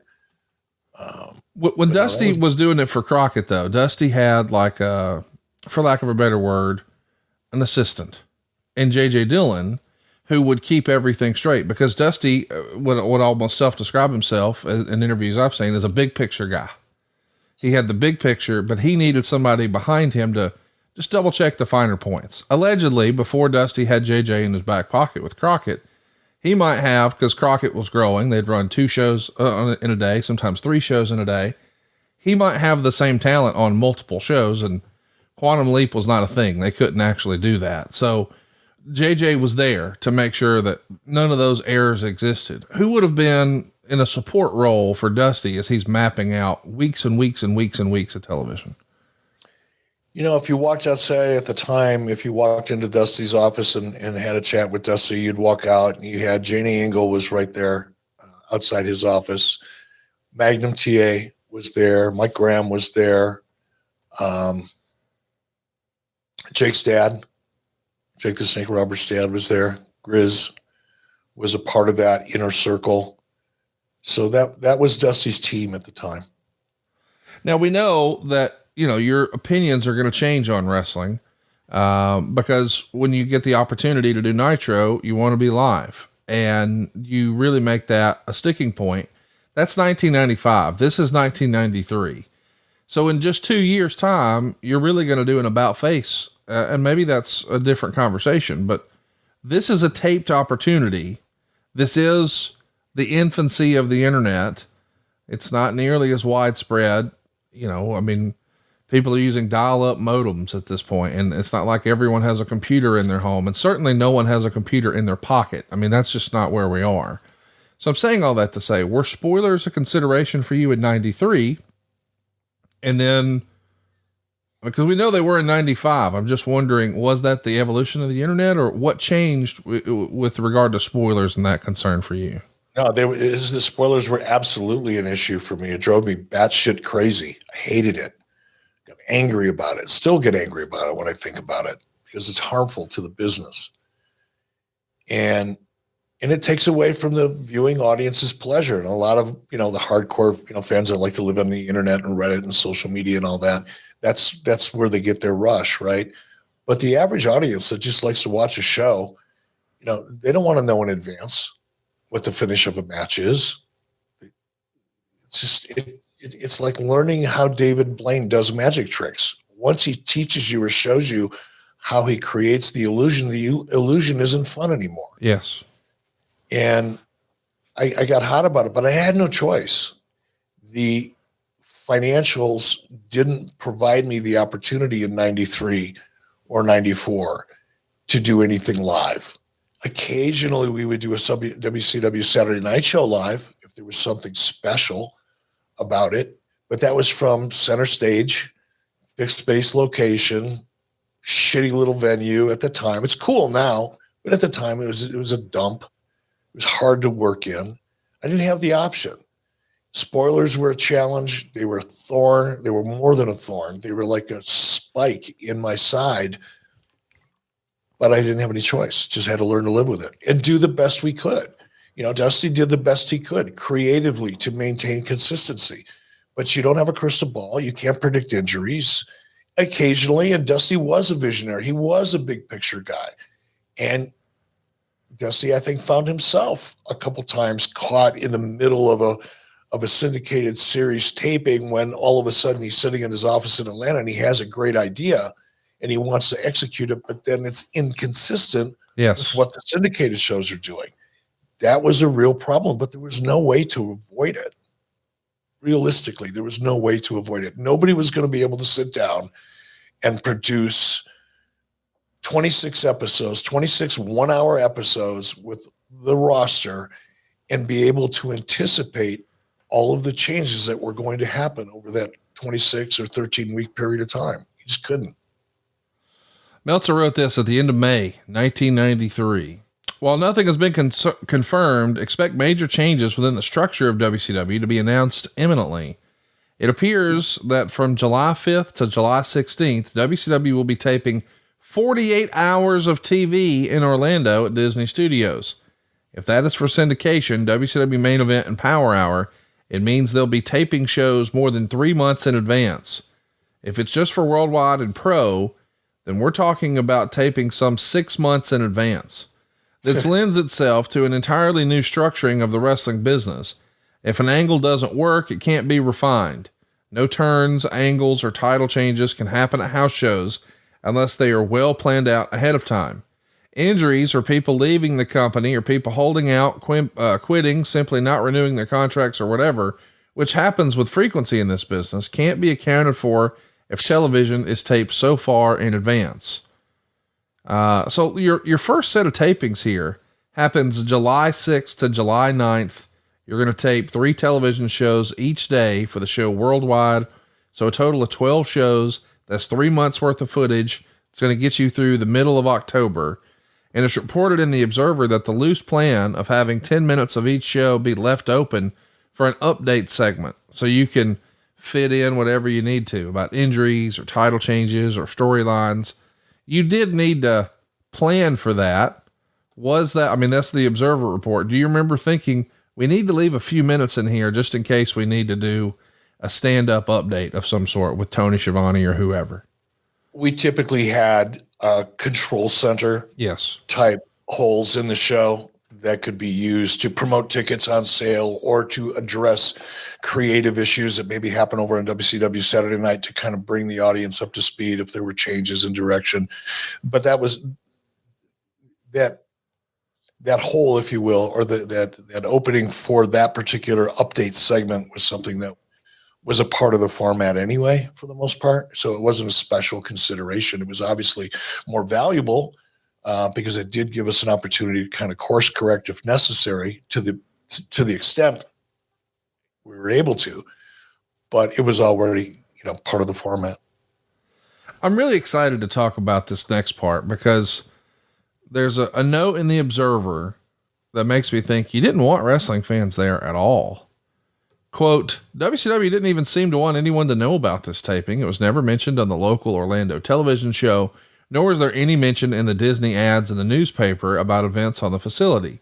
Calls to Disney about how to get tickets were given the response of, we don't know because they don't return any phone calls. Is that the point? You didn't want a traditional wrestling fan there. You wanted families to come through and just a totally different look. Yeah. We weren't promoting traditional wrestling much to the chagrin and dismay of shit-stained Dave Meltzer, we weren't marketing to wrestling fans. Disney, MGM Studios were marketing to their guests. That was their job.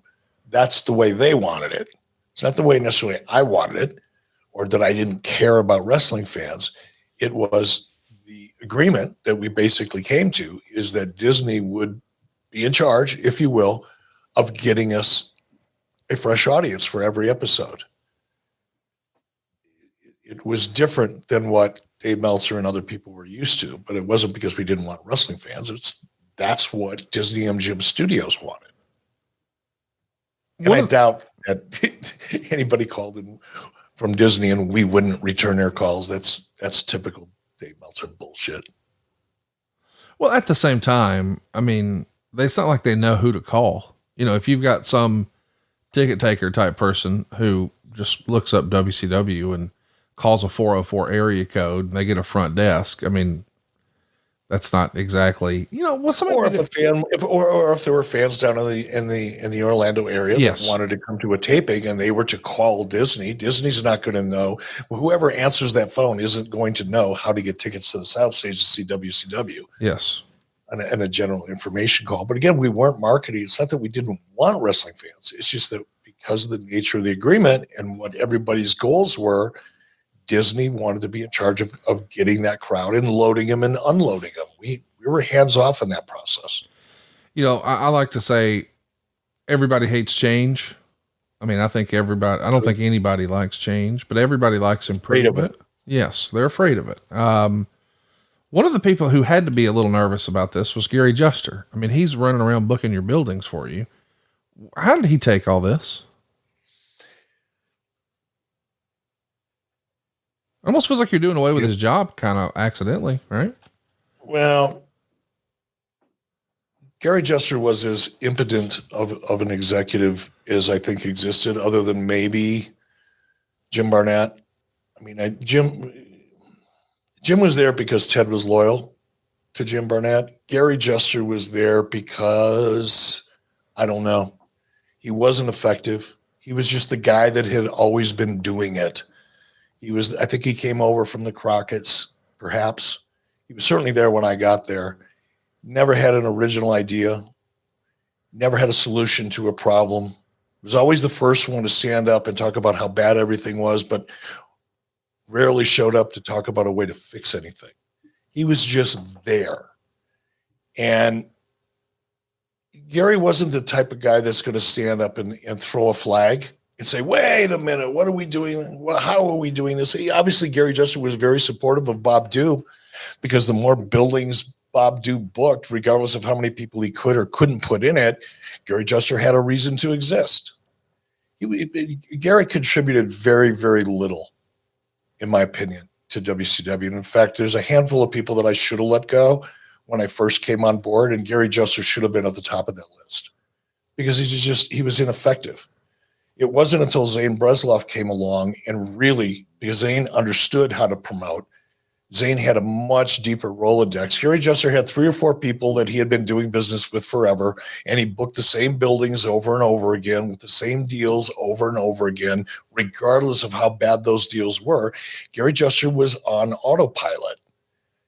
But at the same time, he was kind of a gutless guy. He didn't stand up and say, wait a minute, what's happening to my job? Or how can I be more involved in what you're doing?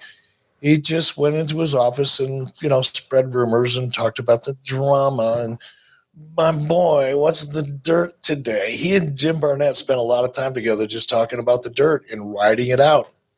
They were just there. He was like a potted plant. Oh my goodness. Sorry, true. You asked me a question, I tell you the truth.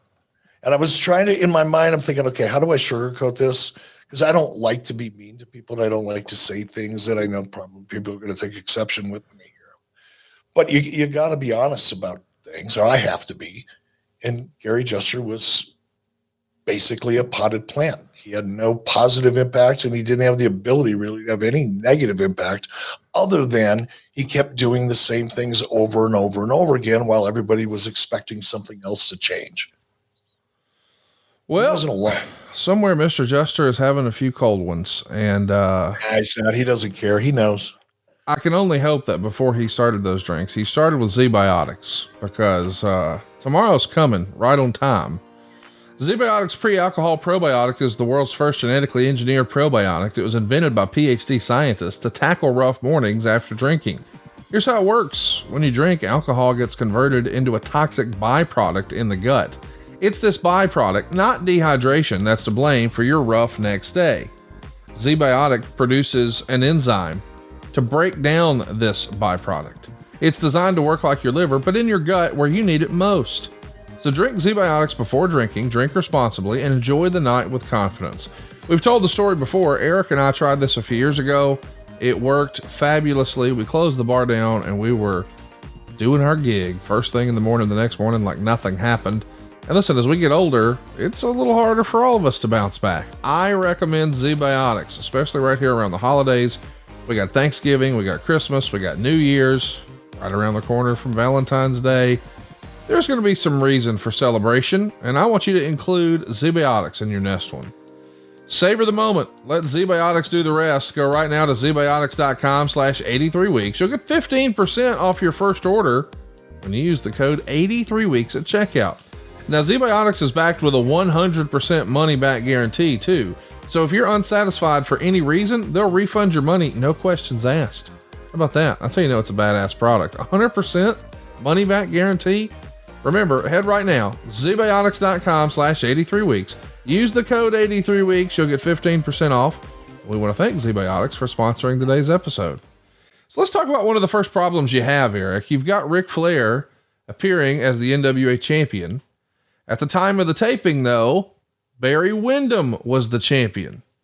And the NWA says they never agreed to the title switch, but yet here you are having Flair cut promos as the NWA champion.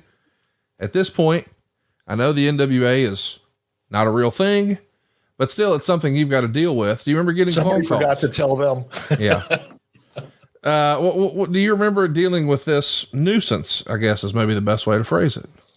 I really don't. Dusty would have been the guy dealing with that issue. It didn't end up on my radar. Well, here's the good news. I was aware of it, but I wasn't involved in it. So one of the interesting things when you're thinking about a live event budget and things like that, and you're trying to figure out how to cut costs, well, with this cost savings, you've now afforded yourself the opportunity to do a few more pay-per-views. You're going to close the year 1993 with pay-per-view shows in September, October, November, and December. And Dave would say, while there's no doubt for short-term income, the company will make more money this year by doing monthly pay-per-view shows. Over the long haul, this will rapidly burn out and already burning out the company's main source of revenue. Whatever income is made this year, the company will have to pay dividends on lessened interest in future pay-per-view events if it even survives into 1994. If the company is on the verge of shutting down, running like this, trying to make as much money as quick as possible does make sense. So he was critical and not so sure that monthly pay-per-views would work here in 1993. Here we are 30 years later. I'd say it's working out pretty good. Yeah, it shows you what Dave knows. Dave didn't know his ass from a bag of rocks back then. He knows even less now for some reason. Yeah, predicted demise, right? No, it's never going to work. It's going to cost him in the long run. Yeah, little did he know that we would end up running 12 pay-per-views a year. WWF would end up running 12. Before you know it, AEW is going to probably be running 12. And in fact, I think there was a point in time when WWE ran more than 12. Yeah, they had a brand split. So, yeah, again, just another example of Dave not knowing anything about the business that he's covering. After Halloween Havoc, Dave wrote, another set of tapings was announced for early November at the same location where tapings would air through the end of February. So storylines will again be made public months ahead of time, if there's even still a company by that point. Nearly everyone within pro wrestling was shocked that WCW would trot out in front of a live audience with wrestlers wearing belts and announced as being champions that they are months away from winning. Apparently, even within the company, there's a lot of private reservations about this. I get that wrestlers would be uncomfortable with this. They don't want to necessarily expose the business. Another reason why you would say, maybe we just don't let wrestling fans get in the audience. Maybe we just promote it to park goers. That wasn't the case though, Conrad. I know it's not necessarily technically the case, but you weren't marketing tickets to wrestling fans, Eric. You You acknowledge that yourself. You're not promoting in your local Orlando shows. Come on down and see our next set of tapings and so time. That didn't exist. No, we were producing a national television show that was driving pay-per-view. We weren't operating with the old territory model. But again, it's not like there was never a conscious effort. I don't think there was ever a discussion about let's keep wrestling fans out of the arena because we don't want them to see title changes or be able to expose the lack of continuity. That conversation never took place. Not with me, not with anybody I know. Maybe in the minds of some fans or people that wrote about wrestling, it did, but that was never an issue. Eric, come on now. I love you, buddy, but that's a little dog ate my homework right there. When you're saying, we weren't saying we didn't want wrestling fans there, ... That's an incomplete sentence. We just didn't let the wrestling fans know how to come. Like, we weren't able to promote our event on the Disney MGM property. I can't think of a better, easier, clearer way to state that fact. We were not able, within the terms of our agreement with Disney MGM Studios, to promote our events, our production on their lot. That was what they wanted to do. And that was their responsibility. If a wrestling fan would have happened to come to the theme park in order to be a part of WCW, that would have been an ideal situation. And I think perhaps that might have been some of the thought process in Disney. I can't speak for them.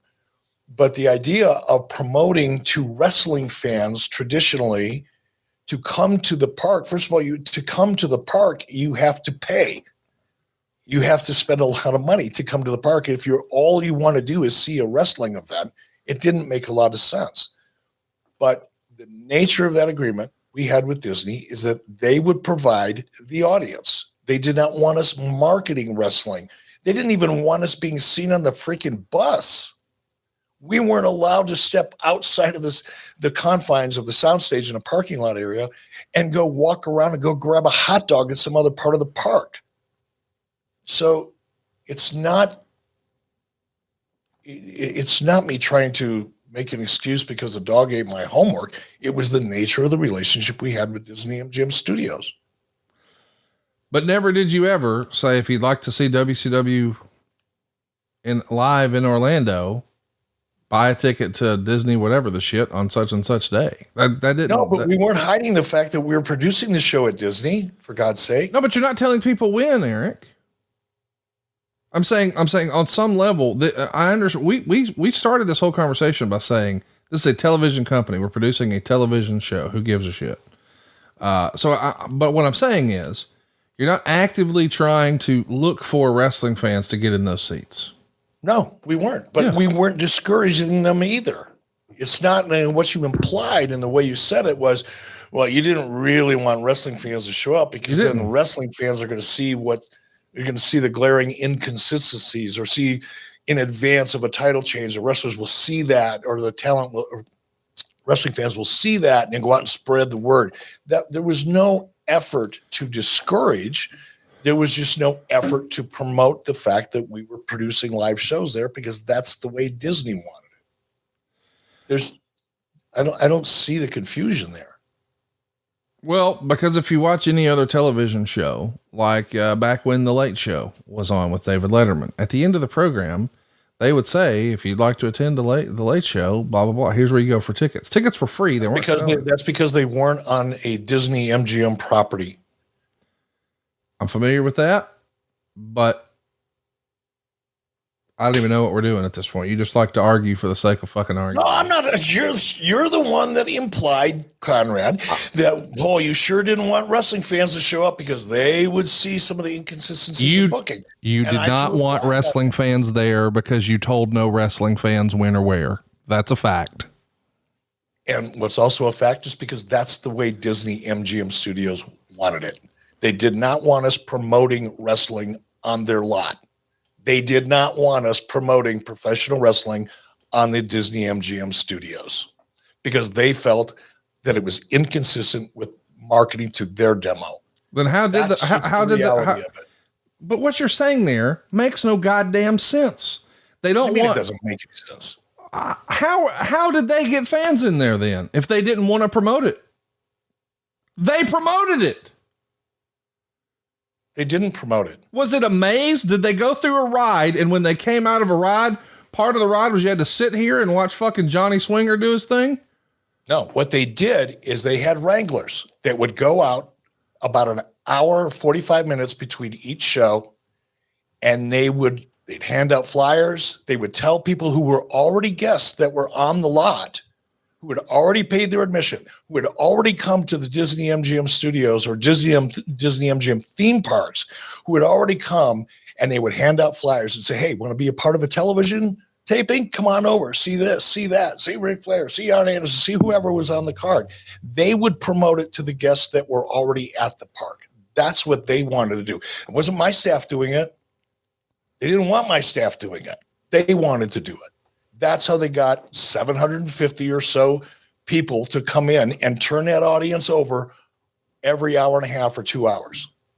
We'd shoot, shut down, reset, whatever we needed to do between that show and the next show. And in the meantime, Disney wranglers would go out and about through the park and get people excited about coming over to the Disney MGM studios and see live wrestling being taped. That's how it was done, and that's the way they wanted it.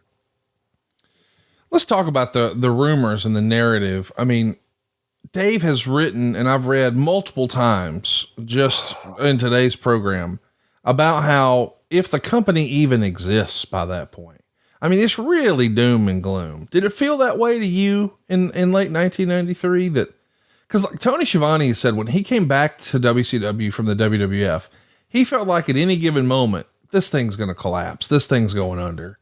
Now, of course, we know it didn't until 2001, but he felt that way back in 1990. Did you feel that way in 1993? Like, hey man, they might pull the plug on this thing, because Dave's writing like this is a doomsday scenario here. That's all Dave ever did. Look, I was familiar with Dave Meltzer going back to my time in AWA towards the end. I mean, as well as Wade Keller, because Wade Keller was based in Minneapolis. But I was certainly familiar with the dirt sheets and the people who wrote them, and was very well aware of Dave Meltzer and some of the crap that he wrote about WCW. It was like his mission in life was to try to create as much negativity and pessimism about WCW, especially when I came on board. Everybody, Dave Meltzer predicted everything that we touched was going to be a failure. Predicted Nitro was going to be a failure. Predicted that adding pay-per-views was going to result in the end of the company. It's just, that's Dave. He's always been that way. He's a piece of shit. He's always been a piece of shit. He doesn't know what he's talking about. He lies, he distorts, he misleads. He's a piece of parasitic, human, vile garbage, in my opinion. And that's nothing new. That had been going on with Dave Meltzer for a long time. And certainly, like I said, once I got promoted and was in any position in management, continued to write and predict the demise of WCW. I'm not going to read you everything Dave wrote, but he's pretty hot and heavy-handed about, they're exposing the business and blah, blah, blah. But he does say, we're exposing the business. Yes.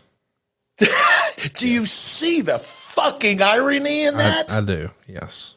He is a piece of shit. Well, and it always has been. Real aggressive today. But I know he's your friend. So man, I feel like you got a hard on for Dave Meltzer. You might have a hard on for anything you want though, with our friends over at BlueChew.com. Eric, sometimes, uses a Blue Chew to, get a 5-star rating from the people who really matter in our life. I'll let you figure out who we're talking about there. Here's the deal. Blue Chew's the real deal. They've been a day one sponsor here for us for years and years and years, and they're still advertising with us because it really, really works. The question is, if you haven't tried it already, what are you waiting for? By now, you know it gives you the same active ingredients as Viagra, Cialis, and Levitra, but in chewable form and at a fraction of the cost. You can take them whenever the time is right, or just take them early and prepare ahead of time. And the process is really simple. They make it very simple. You sign up at BlueChew.com. You talk to one of their medical providers, one of their licensed medical providers, and then once you're approved, it shows up at your door in a discreet package. It's made right here in the USA, and man, they cut out all the uncomfortableness. You don't have to go to the doctor's office. You just talk to them online. You don't have any awkward conversations in person. There's no waiting in line at the pharmacy. Blue Chew, man, it's a home run. You're going to love it. Blue Chew will help you have better sex. Go check it out right now at bluechew.com. And we got a special deal. Try it for free when you use our promo code 83weeks at checkout. And you just got to pay the $5 shipping, but that's all it takes at bluechew.com. The promo code 83weeks gets you your first month free. Visit bluechew.com for more details and important safety information. And we want to thank Blue Chew for sponsoring Eric's good time, his come down, if you will, from ranting about Dave Meltzer. Dave Meltzer did have some really nice things to say. From a production standpoint, these shows were said to have been near WWF quality, including the big screens in the background, a la WWF, and easy, rabid fans. The shows were held in a 628-seat building, packed for every taping with Disney World guests, with the admission free to anyone who was at Disney World on the days of the taping. The crowd was composed of largely non-wrestling fans who were shown a videotape telling them who to cheer for and who to boo. And they had signals given to them when to cheer and when to boo during the tapings as well. Those at WCW who had apparently embarrassed at their own fan base largely wanted it this way, since the tapings were never advertised to wrestling fans, figuring guests at an expensive amusement park are going to be cleaner, better dressed, and more upscale looking than wrestling fans, thus enabling television programmers to be more comfortable with the product. So let's talk about that for a minute here, because we've never really discussed this, but I imagined it was the case. Back in any soundstage or studio where any television show was shot, they would have like an applause sign. I think most people are familiar with that, like a game show or something like that. But you guys, you're talking to non-wrestling fans, so you kind of have to tell them, hey, these are the good guys, these are the bad guys, because they want to be on TV. They're excited at the idea that we're going to go get to be on TV. So maybe they're not a wrestling fan, but we're seeing a live television show or a live television taping, and we're going to get to be on TV. So moms and dads, and certainly little kids, could get excited about that. But talk to me about what's written here. They're showing a videotape telling them who to cheer and who to boo. And then there's signals during the show. Talk to us about that. Not quite that. Clearly, Dave, being the lazy fuck that he is, never bothered to come to a taping, or he would have been able to report more accurately what was going on.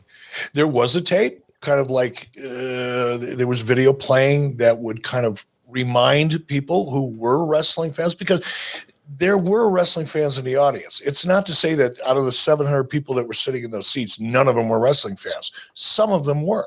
Some of them were familiar with some of the talent. Some of them weren't. But what we would do is have a videotape up there that would show some of the action. And of course, you could tell by watching that video who was a heel, who was a babyface, who was doing dirty, dastardly shit outside of the ring and all that kind of stuff.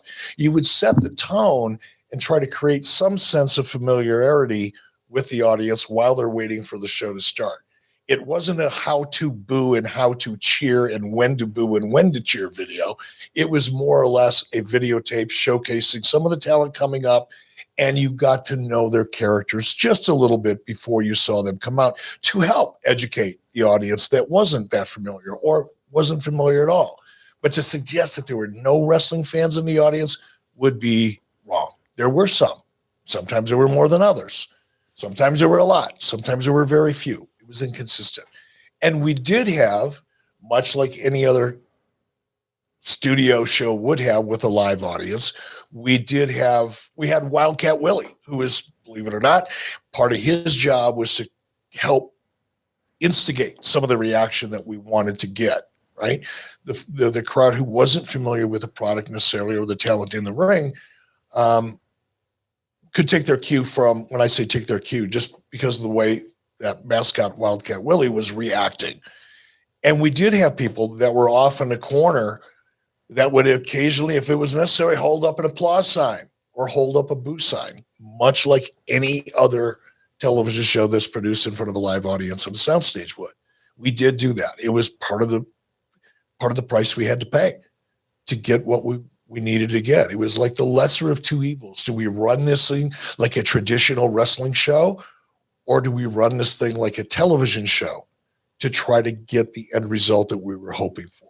And we decided to run it like a television show and getting the end result we were hoping for, even though it wasn't ideal from a purely wrestling business perspective.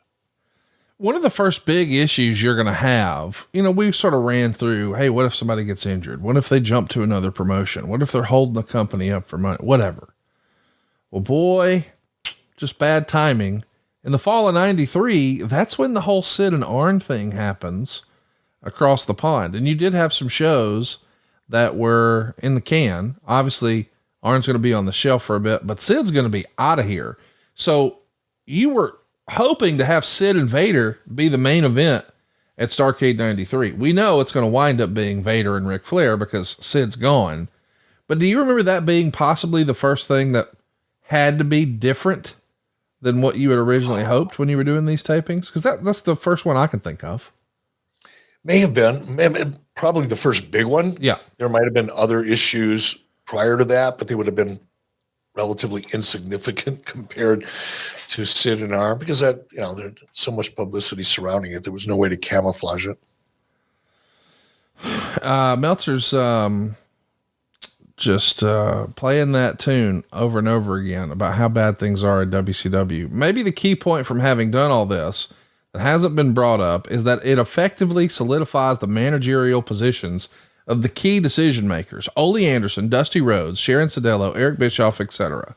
Despite the company setting a new low attendance in May and completely botching up the return of Ric Flair to the arenas in June, and producing perhaps its worst run of television ever, including all-time lowest rating sweeps during May, a change in leadership really doesn't matter at this point.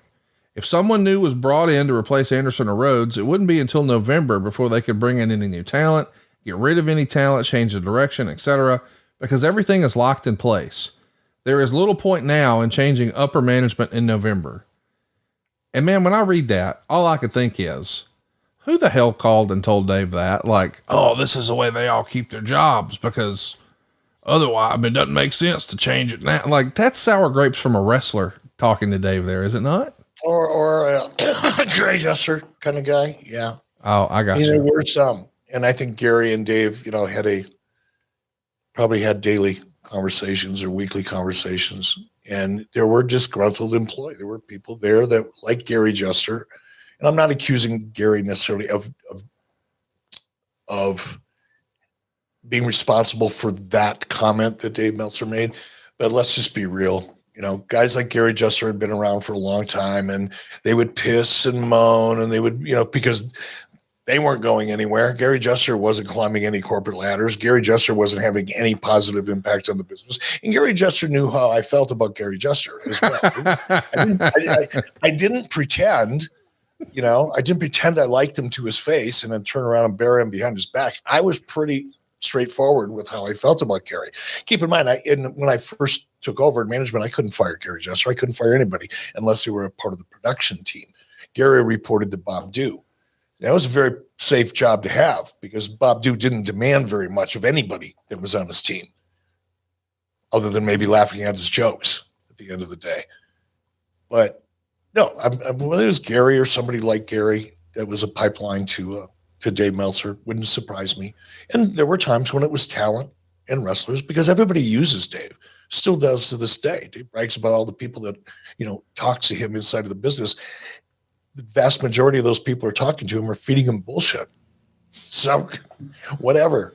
I don't think anybody has any real respect for Dave Meltzer in the industry, anybody that matters, at least in the industry. But yeah, he'd been negative from day one, and he got a lot of his negativity from people in the office who weren't necessarily in the best positions and probably knew it. I do think people in the business respect Dave Meltzer. I know that you telling me Tony Khan doesn't? I'm not so sure Tony Khan's in the wrestling business. He's in the vanity business. Oh my God. I love it. Come on. I'm right, bro. You don't want to say it because I know you're friends with Tony, but anybody that's working there is probably banging their head on hard, sharp objects right now, because he's not running it like a business. He's running it like a vanity project.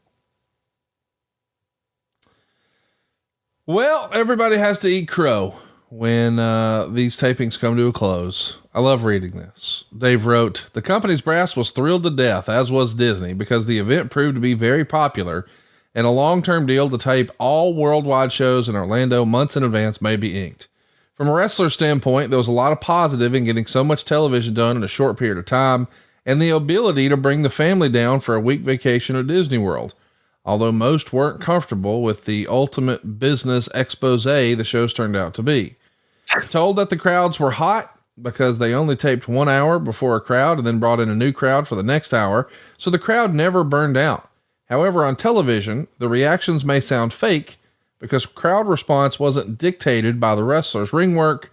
There was a man giving signals to cheer or boo based on who had the advantage, so the type of response doesn't come off like a traditional wrestling crowd. And finally, when it airs, Dave has to tell the tale. The first Disney taped aired on August 7th on WCW Saturday Night, which is the only Saturday show taped at Disney. Visually, the show looked better than ever with special effects and the like. And in some ways it looked superior to WWF broadcasts and certainly way superior to the look of the Raw shows.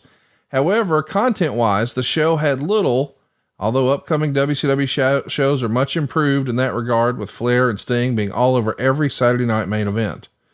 While the crowd was up, it was downright embarrassing to hear the crowd cheer for Rick Rude and clap for his music and see the guy leading the crowd point thumbs down on camera and then have everyone start booing.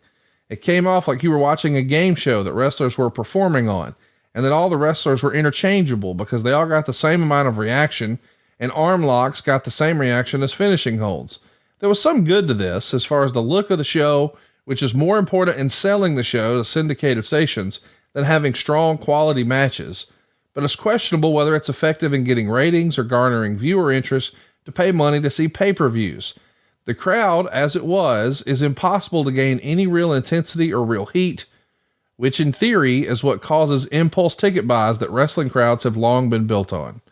So listen, some of that we'll just table, but I do want to talk about the actual emotional investment in the product, because you and I have watched shows in this last year where we said the real MVP was the doggone crowd. Like when WWE ran that pay-per-view in Puerto Rico, the crowd was unbelievable. A few months ago when NXT was head to head with AEW, that NXT crowd was on another level. It was super exciting. It made me more interested in a product that I wouldn't have normally even been watching, but I was like, damn, this is awesome. I need to watch more of this. The crowd can sort of become, if this was a basketball game, the sixth man. You know, they're coming off the bench and they're making this thing even better. But with a non-wrestling fan audience, that is going to be a little different. But at this point, you know, you got to make the list of the pros and the cons, right? So it looks better. Check. It's going to be easier to sell. Check. It's saving us money. Check. Okay. The heat's not as good. We got to hope that the stories and the interviews around it's got to make up for it. But was the heat a concern for you? Because if nothing else, we've learned from you, heat is life. Heat is life. But again, context is so important. Go back and look at the WCW Pro show or the WCW Main Event Syndicated show or the Worldwide show. Go back and look at any of those shows in the weeks and months leading up to Disney and tell me how much heat and crowd reaction you got. Nada. That was the problem from the get-go. We weren't getting any credibility with our audience. Those people, and you know, in shit stain Dave, you know, making fun of the pointing out that these weren't even really wrestling fans and they had to be told when to boo and when to cheer. Guess what, Muckerfather? You should have been at some of the syndicated tapings that we were doing in arenas when 1,200 people were sitting there, half of them with a bag of wine in their lap, or a brown paper bag with a wine in their lap, the other half not even knowing why they were really there, other than they got a free ticket. The quality of the crowd and the reaction of the crowds that we had in syndication at those tapings prior to the Disney tapings was absolutely no better, and in many cases worse. In more cases than not, I would rather have that artificial crowd who's reacting to Wildcat Willie or the person telling him to cheer or boo. I would rather have that reaction than the reaction that I was getting prior to shooting at Disney, because that audience sucked even worse. That's the whole point. You know, Dave's, you know, pointing out the obvious because that's all he's really capable of doing, because he doesn't know anything about the business of the wrestling business. But if you compare those two crowds in the consistency of them prior to Disney, it was even less of a reaction. And there's no doubt. I mean, I learned it along the way, and that's why I went to live when we possibly could, once we could build an audience and once we could predict that we would have an audience every week for our shows. Live and getting that real reaction and making the audience. How many times have you heard me tell the story how Elvis Presley supposedly made the comment one day that the most important part of any show that he goes to is out there in the audience. It's the energy and the reaction and the emotion of the crowd that really gives a television show its credibility. It's why TNA never got off the ground, because they never got comfortable stepping outside of the soundstage. It was too expensive. It was too big of a commitment, but they also never got the credibility that they needed. But going back to this scenario, the very reason I went to Disney is because the crowds that we were getting prior to Disney were even worse than the quote unquote artificial non-wrestling fans that we had at Disney. Let's talk about some of these storyline issues. The tag titles are going to be a subject here in 1995. At Slamboree in 95, we'd see the Nasty Boys win the tag titles from Harlem Heat. That's on May 21st. But the Harlem Heat had already beaten the Nasty Boys for the title back on May 3rd, because they were done with this taping. That makes the air on June 25th. Not that it's that big a deal. This is just the way it is. Mick Foley would also write that, you know, in his time in WCW, he was told by Kevin Sullivan, oh, we've got big plans. We're going to do some really big stuff. We're going to win the tag titles. It's going to be awesome. And then at the tapings, he sees a promo with Paul Orndorff and Paul Roma talking about how they're the new tag team champions. So Foley knows, well, if we are, we're not champs for long. But sort of the accidental thing that nobody could have ever predicted way back in 1993, when you first start pitching this, is in early 94, you find out Hulk Hogan is filming Thunder in Paradise. Man, sometimes things are just meant to be, right? Yeah. And by this point in time in 1994, internally, at least, not so much financially or even with the audience, but internally at Turner Broadcasting, there was light at the end of the tunnel. People were starting to believe. We had, going back to conversations we've had in the past on this show, we were really managing our resources. We were watching our budget. We were cutting costs in the area where it was easy to cut costs, like travel, one example, but there were others. Certainly the economies of scale that we were enjoying at the worldwide tapings and syndication was another cost savings. It was another indication that maybe this thing called WCW and Turner Broadcasting can actually become viable, which is why in 1994, because we had already had, from a management perspective, we were making good progress. We still weren't making money, but we were doing things that made business sense to Turner Broadcasting, which is why when Hulk Hogan's, filming Thunder in Paradise at the Disney MGM studios, the same time we were there, the subject came up. Hey, what if we could get Hulk Hogan? Is there any chance? And that's, as we started the show out, that's the fortuitous part of this whole story, is that Hulk happened to be there. We happened to be there. The idea, kind of went off in my head. And I had this guy by the name of Ric Flair, who was close enough to Hulk Hogan to kind of put us together and make it happen. Let's talk a little bit about the ticker tape parade, that famous Hulk Hogan signing and the parade and all of that went down in 94, also done at Disney. I mean, when you're able to tell the folks at Disney, hey, we got Hulk Hogan, that changes the whole conversation, does it not? It did.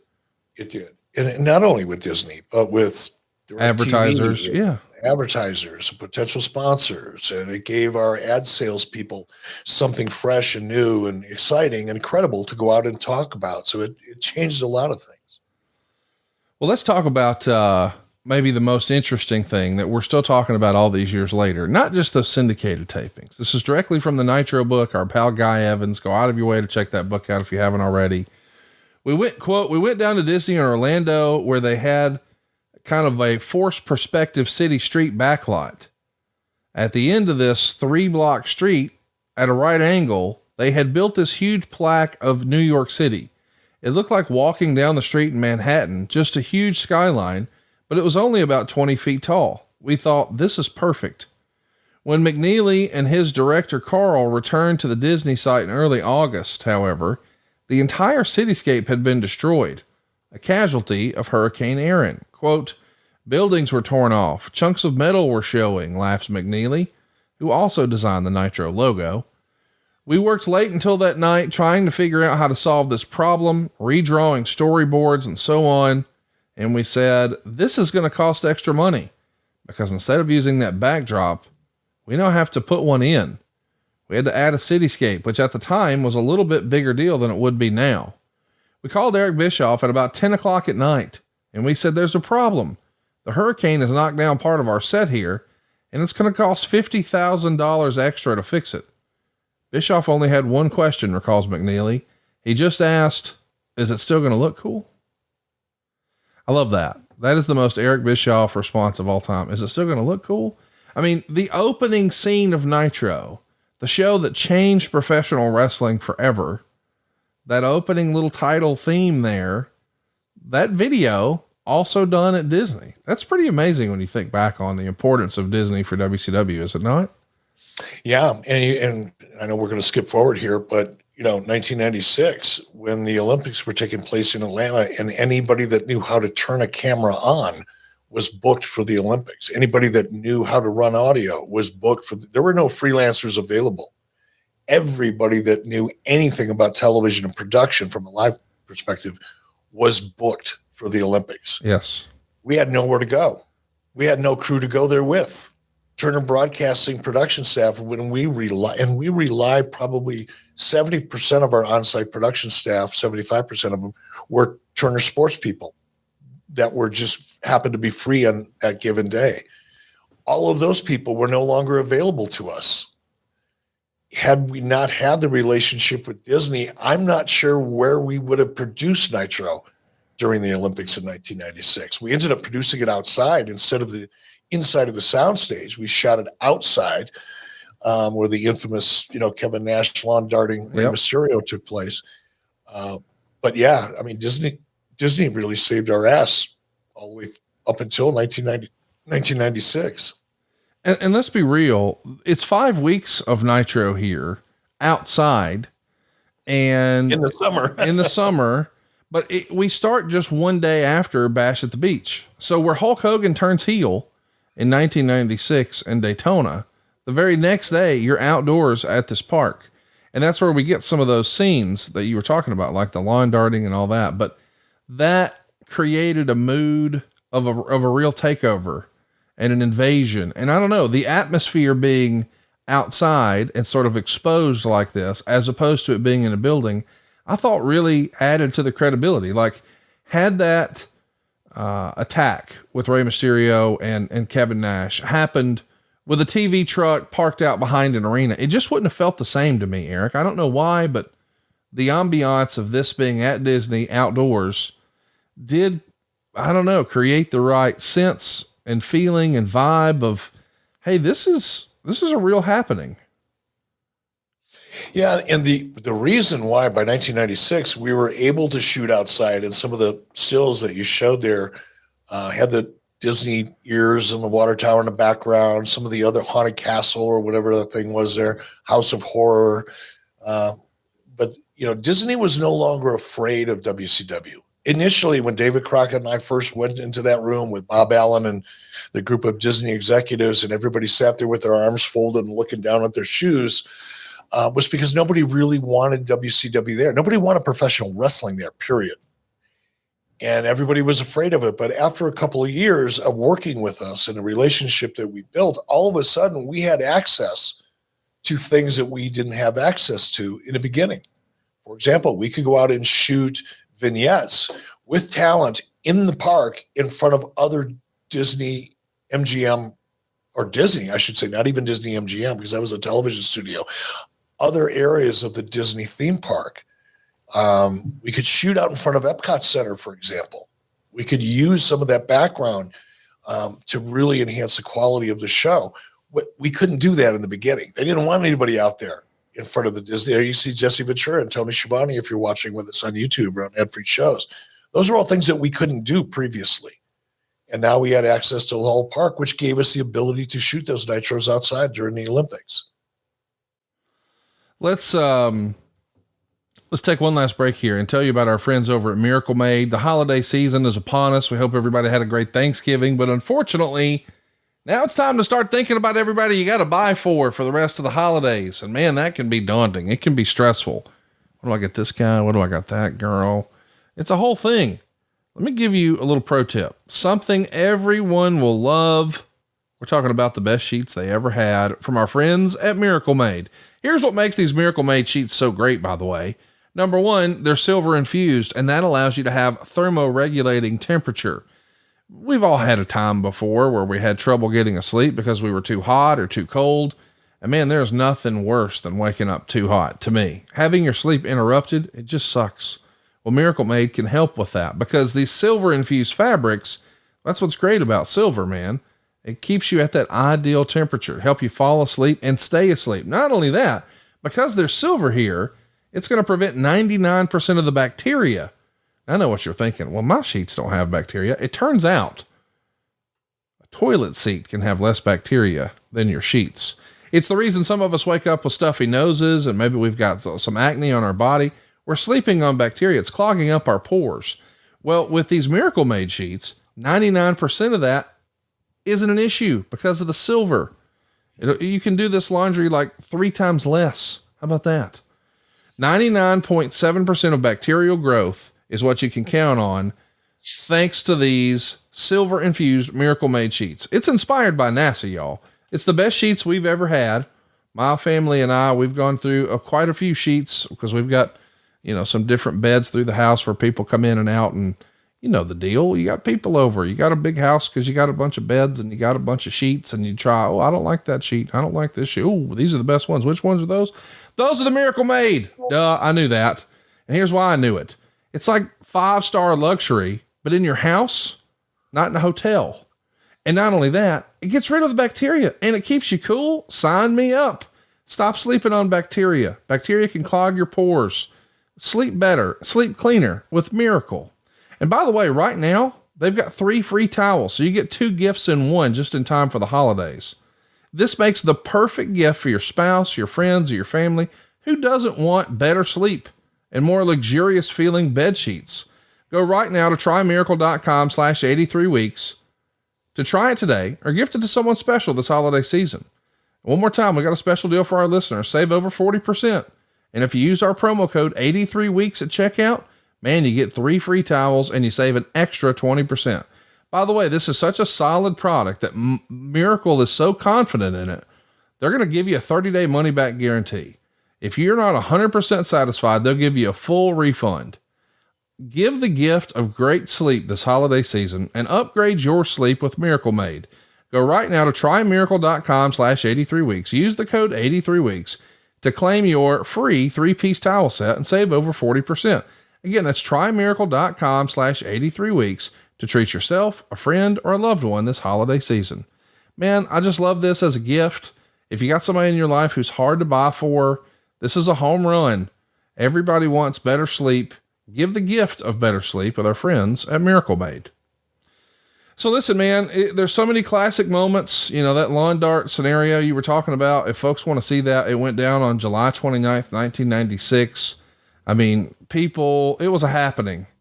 People were just losing their mind over this. I mean, they were calling the police, and it was really a special moment in WCW history. It too happened at Disney.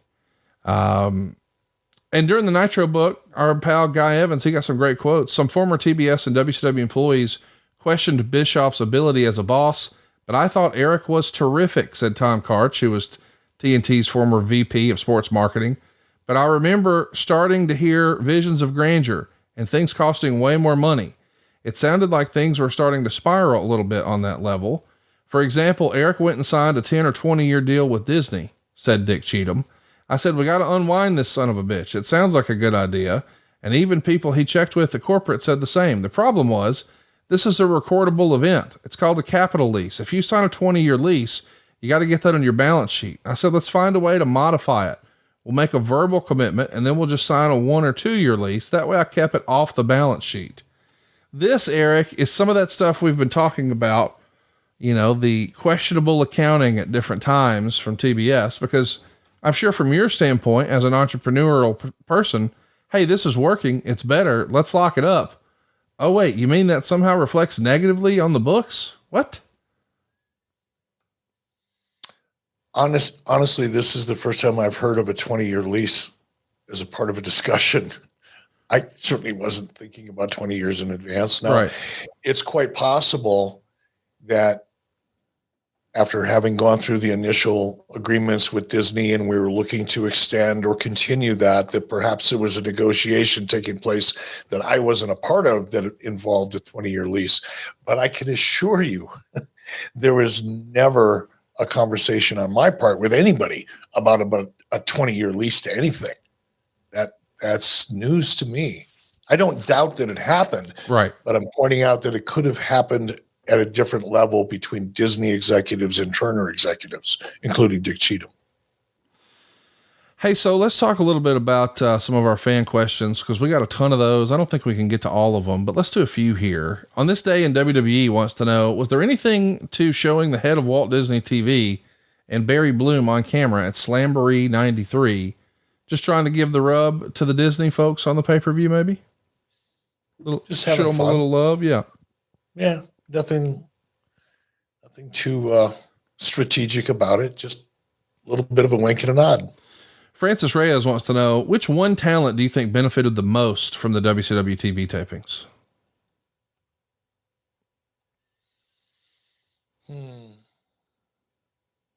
Probably Ric Flair Hmm. in some respects, just in terms of exposure and putting him in a different venue and in a different look. Putting Ric Flair out in front of 1,200 drunks was not good for Ric Flair or WCW or anybody else. Having Ric Flair in front of a brighter, more sophisticated looking television show was better for Flair. It was better for everybody, but I think Rick in particular. Call Me Lionheart 2 says, do you think we could see a company return to staying in one location and filming shows there like TNA did for years? Like, would that be taking them as too minor league now, or could they be taken seriously to do something like that today? No, a live wrestling show or a wrestling show in front of a live audience, taped or live, needs to have credibility. If you want a wrestling company to survive and grow, here's the key word, grow. Yes. If you want it to grow, you want the audience to build, you want to become a part of that pop culture conversation with your product, you have to do it in a venue that's going to give the viewing audience at home the sense that they're watching something that's worth their time. And watching a wrestling event inside of a soundstage isn't going to achieve that. Again, I did it. I did it for a reason, and my reasons had nothing to do with trying to grow my business. When I brought WCW to Disney, it had everything to do with trying to survive economically in order to eventually grow. We had to stop the bleeding. Disney MGM Studios was a tourniquet along the way to getting healthy and becoming active and growing. But to make that decision to shoot in a soundstage permanently, it's fine if you don't want to grow. If you just want to survive, you can probably do it. But you'll never grow your audience. You'll never generate significant revenue that way. TNA tried it. It doesn't work. How would you say that these WCW Disney tapings compared to the TNA Universal Studios tapings? Oh, probably very similar. You know, a lot of the people that were working at TNA in production worked for me in WCW when we started shooting at Disney, Keith Mitchell in particular. So yeah, I think in terms of production values, probably very, very similar. Really a great question here from Tom. Every time a taping happened, there were newsletter reports of events that didn't air. like Ric Flair cutting a promo about teaming with Kurt Hennig at the August 94 Clash. Did you ever run something weird in front of a live crowd just to see if it would leak? Of course. We did that on a regular basis. I had a lot of fun doing that. I knew it. Oh yeah. No, that was intentional. Now there may have been some cases where we cut promos and decided afterwards, no, we're not going to go in that direction, but there were regularly scheduled promos that were designed to do nothing but fuck with people. Mike Tedeschi says, I remember as a kid being down there for vacation and going to a show. You had to wait in line in the morning for tickets. When you left the show, you were able to touch the ring and the ropes as you exited. Sting wrestled, and that's all I remember from the show. I'm sure as a kid, just being able to touch the ropes was a big deal. This is a fun one. Aaron Sheik wants to know, what was a typical day like when WCW would tape worldwide at Disney? I asked because, Eric, I've heard some pretty fond memories from Rick and other folks who would say after the tapings, those big family barbecues, that was a fun time, and having everybody down at the bar and fellowshipping down there, having some sushi with the whole cast of characters and their families. What was a typical day like? Was it a marathon day, or did you knock it out in the morning and then the afternoon or evening was parties? It was a pretty easy day, really. I think we showed up usually at the studios by 10. Okay. And we were probably shooting by 11, our first show. The shows were laid out night before, finalized, distributed to the talent that were going to be wrestling the next day. So everybody knew when to show up, because if we didn't need somebody until the third or fourth show, there was no reason to have them showing up at 10 o'clock in the morning. And by the way, the sound stages were relatively small. So when you've got 30 or 40 wrestlers, you got production staff, there wasn't a lot of room backstage. So we would stagger throughout the day to the best we could, the arrival of some of the talent. We'd let some go early, but we would generally start shooting probably at 11 and we would wrap up by 5 because the production staff would have to show up at 9 to get things fired up and checked and tweaked and set up to be ready to go. So the day would officially start for production at 9, talent shows up at 10, shooting by 11, and we would shoot to 5, maybe 6 o'clock. But I think for the most part, we were done at 5. And then it was over to the Marriott Courtyard Suites, and there'd be barbecue waiting for everybody when we got there. And it really was fun, especially when you, again, context, you're looking at 1993, the year prior when Bill Watts was there, nobody wanted to be in that company. It was miserable. The morale was horrible. The worst that I'd ever seen. And I'd seen some bad morale. But here we are in 1993 and 1994, and wrestlers are not only getting used to the Disney tapings, they're enjoying it, and so are their wives and their kids. And, you mentioned the fellowship. We got to know each other differently. Yes. As a result of being together after those tapings than anybody ever would have normally. It was a good thing. Was it the best thing from a wrestling point of view? No, because of everything we just talked about, the inconsistency and continuity. But overall, you went through the checklist: better production values, economies of scale, better perception amongst advertisers, potential sponsors, TV partners, pay-per-view partners. All that thing was true. All those things were true. But on that list should also be kind of the morale building aspect of it. And it didn't last forever. Like anything else, everybody got used to it and started taking it for granted. But in the beginning, to go from the way we used to do things to the way we were doing things in 93 and 94 at Disney, it was a pretty big step forward when it comes to morale. Interesting question here from Ari. He wants to know, I've always wanted to know how a Time Warner owned wrestling company held their shows at Disney. Didn't Ted Turner and then Walt Disney CEO Michael Eisner hate each other? Well, it wasn't an AOL Time Warner company when we did that, number one. And number two, I don't know what the relationship was between Disney and Eisner. And again, look, we were renting a soundstage facility. Yeah. At the end of the day, that's all it was. I milked it for as much as I could get out of it in terms of the co-branding and the imagery that I was able to get away with, especially initially. But basically we were leasing space. So I don't think if there was an issue between Eisner and Ted that it would have bubbled up to their level. Michael wants to know, did management of Disney ever have any talks about cross promotion with Disney characters? No. Yeah. Can't imagine. No, we were thrilled just to be able to shoot out in front of the Epcot Center. That was a win. Getting Mickey Mouse involved in a wrestling match was not on anybody's radar.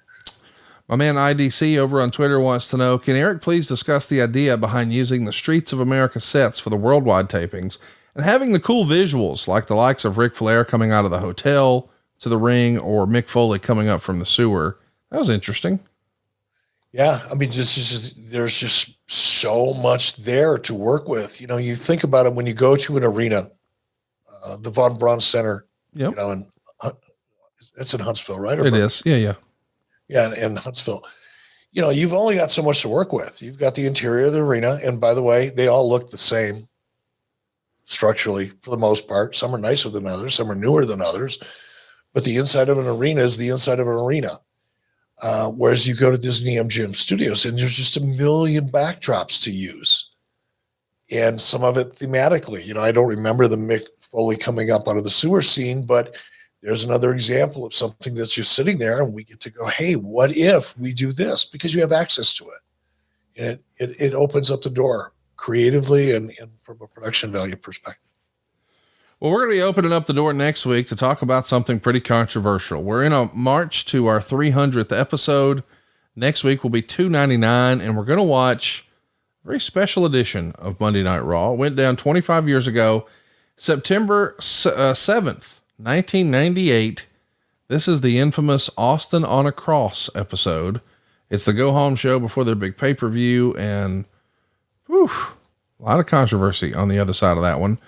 I've never seen that. I'm anxious to watch this with you. I've never seen that show. It's going to be fun. We're going to watch it together next week right here on 83 Weeks. And we could be promoting your product or service on the program when we do. If you're looking for men 25 to 54, look no further than advertisewitheric.com. It's a great time to have a stocking stuffer lined up for a wrestling fan in your life. Can we recommend Grateful by Eric Bischoff? It's Eric's latest book. It's available now at bischoffbook.com. You can also go ahead and interact and ask questions about the show. It's very easy to do. It's 83 Weeks on Twitter, Instagram, and Facebook. Eric's pretty active on Twitter as well. He is at eBischoff. Over on Instagram, he's at The Real Eric Bischoff. And you can support our show the easiest, cheapest way by checking us out over on YouTube. It's 83 Weeks on YouTube.com. And of course, if you've already got the book and you're looking for some swag for another gift for a wrestling fan in your life, can we recommend boxofgimmicks.com? Eric, lots of fun stuff today. I love talking about Disney, the business of the business and all that jazz. But as we get ready to wind it down here, I got to ask, what's your favorite Disney movie? I don't know off the top of my head. I do love when Disney does sports movies. They always make me cry. They're always very emotional. But I can't think of one off the top of my head. We'll have an answer next week when we watch something that was very un-Disney like Stone Cold on a Symbol. Next week, right here on 83 Weeks with Eric Bischoff. Hey, it's Conrad Thompson here to tell you a little more about what adfreeshows.com is all about. Get early, ad-free access to more than a dozen of your favorite wrestling podcasts every single week, starting at just $9. That's less than 20 cents an episode each month.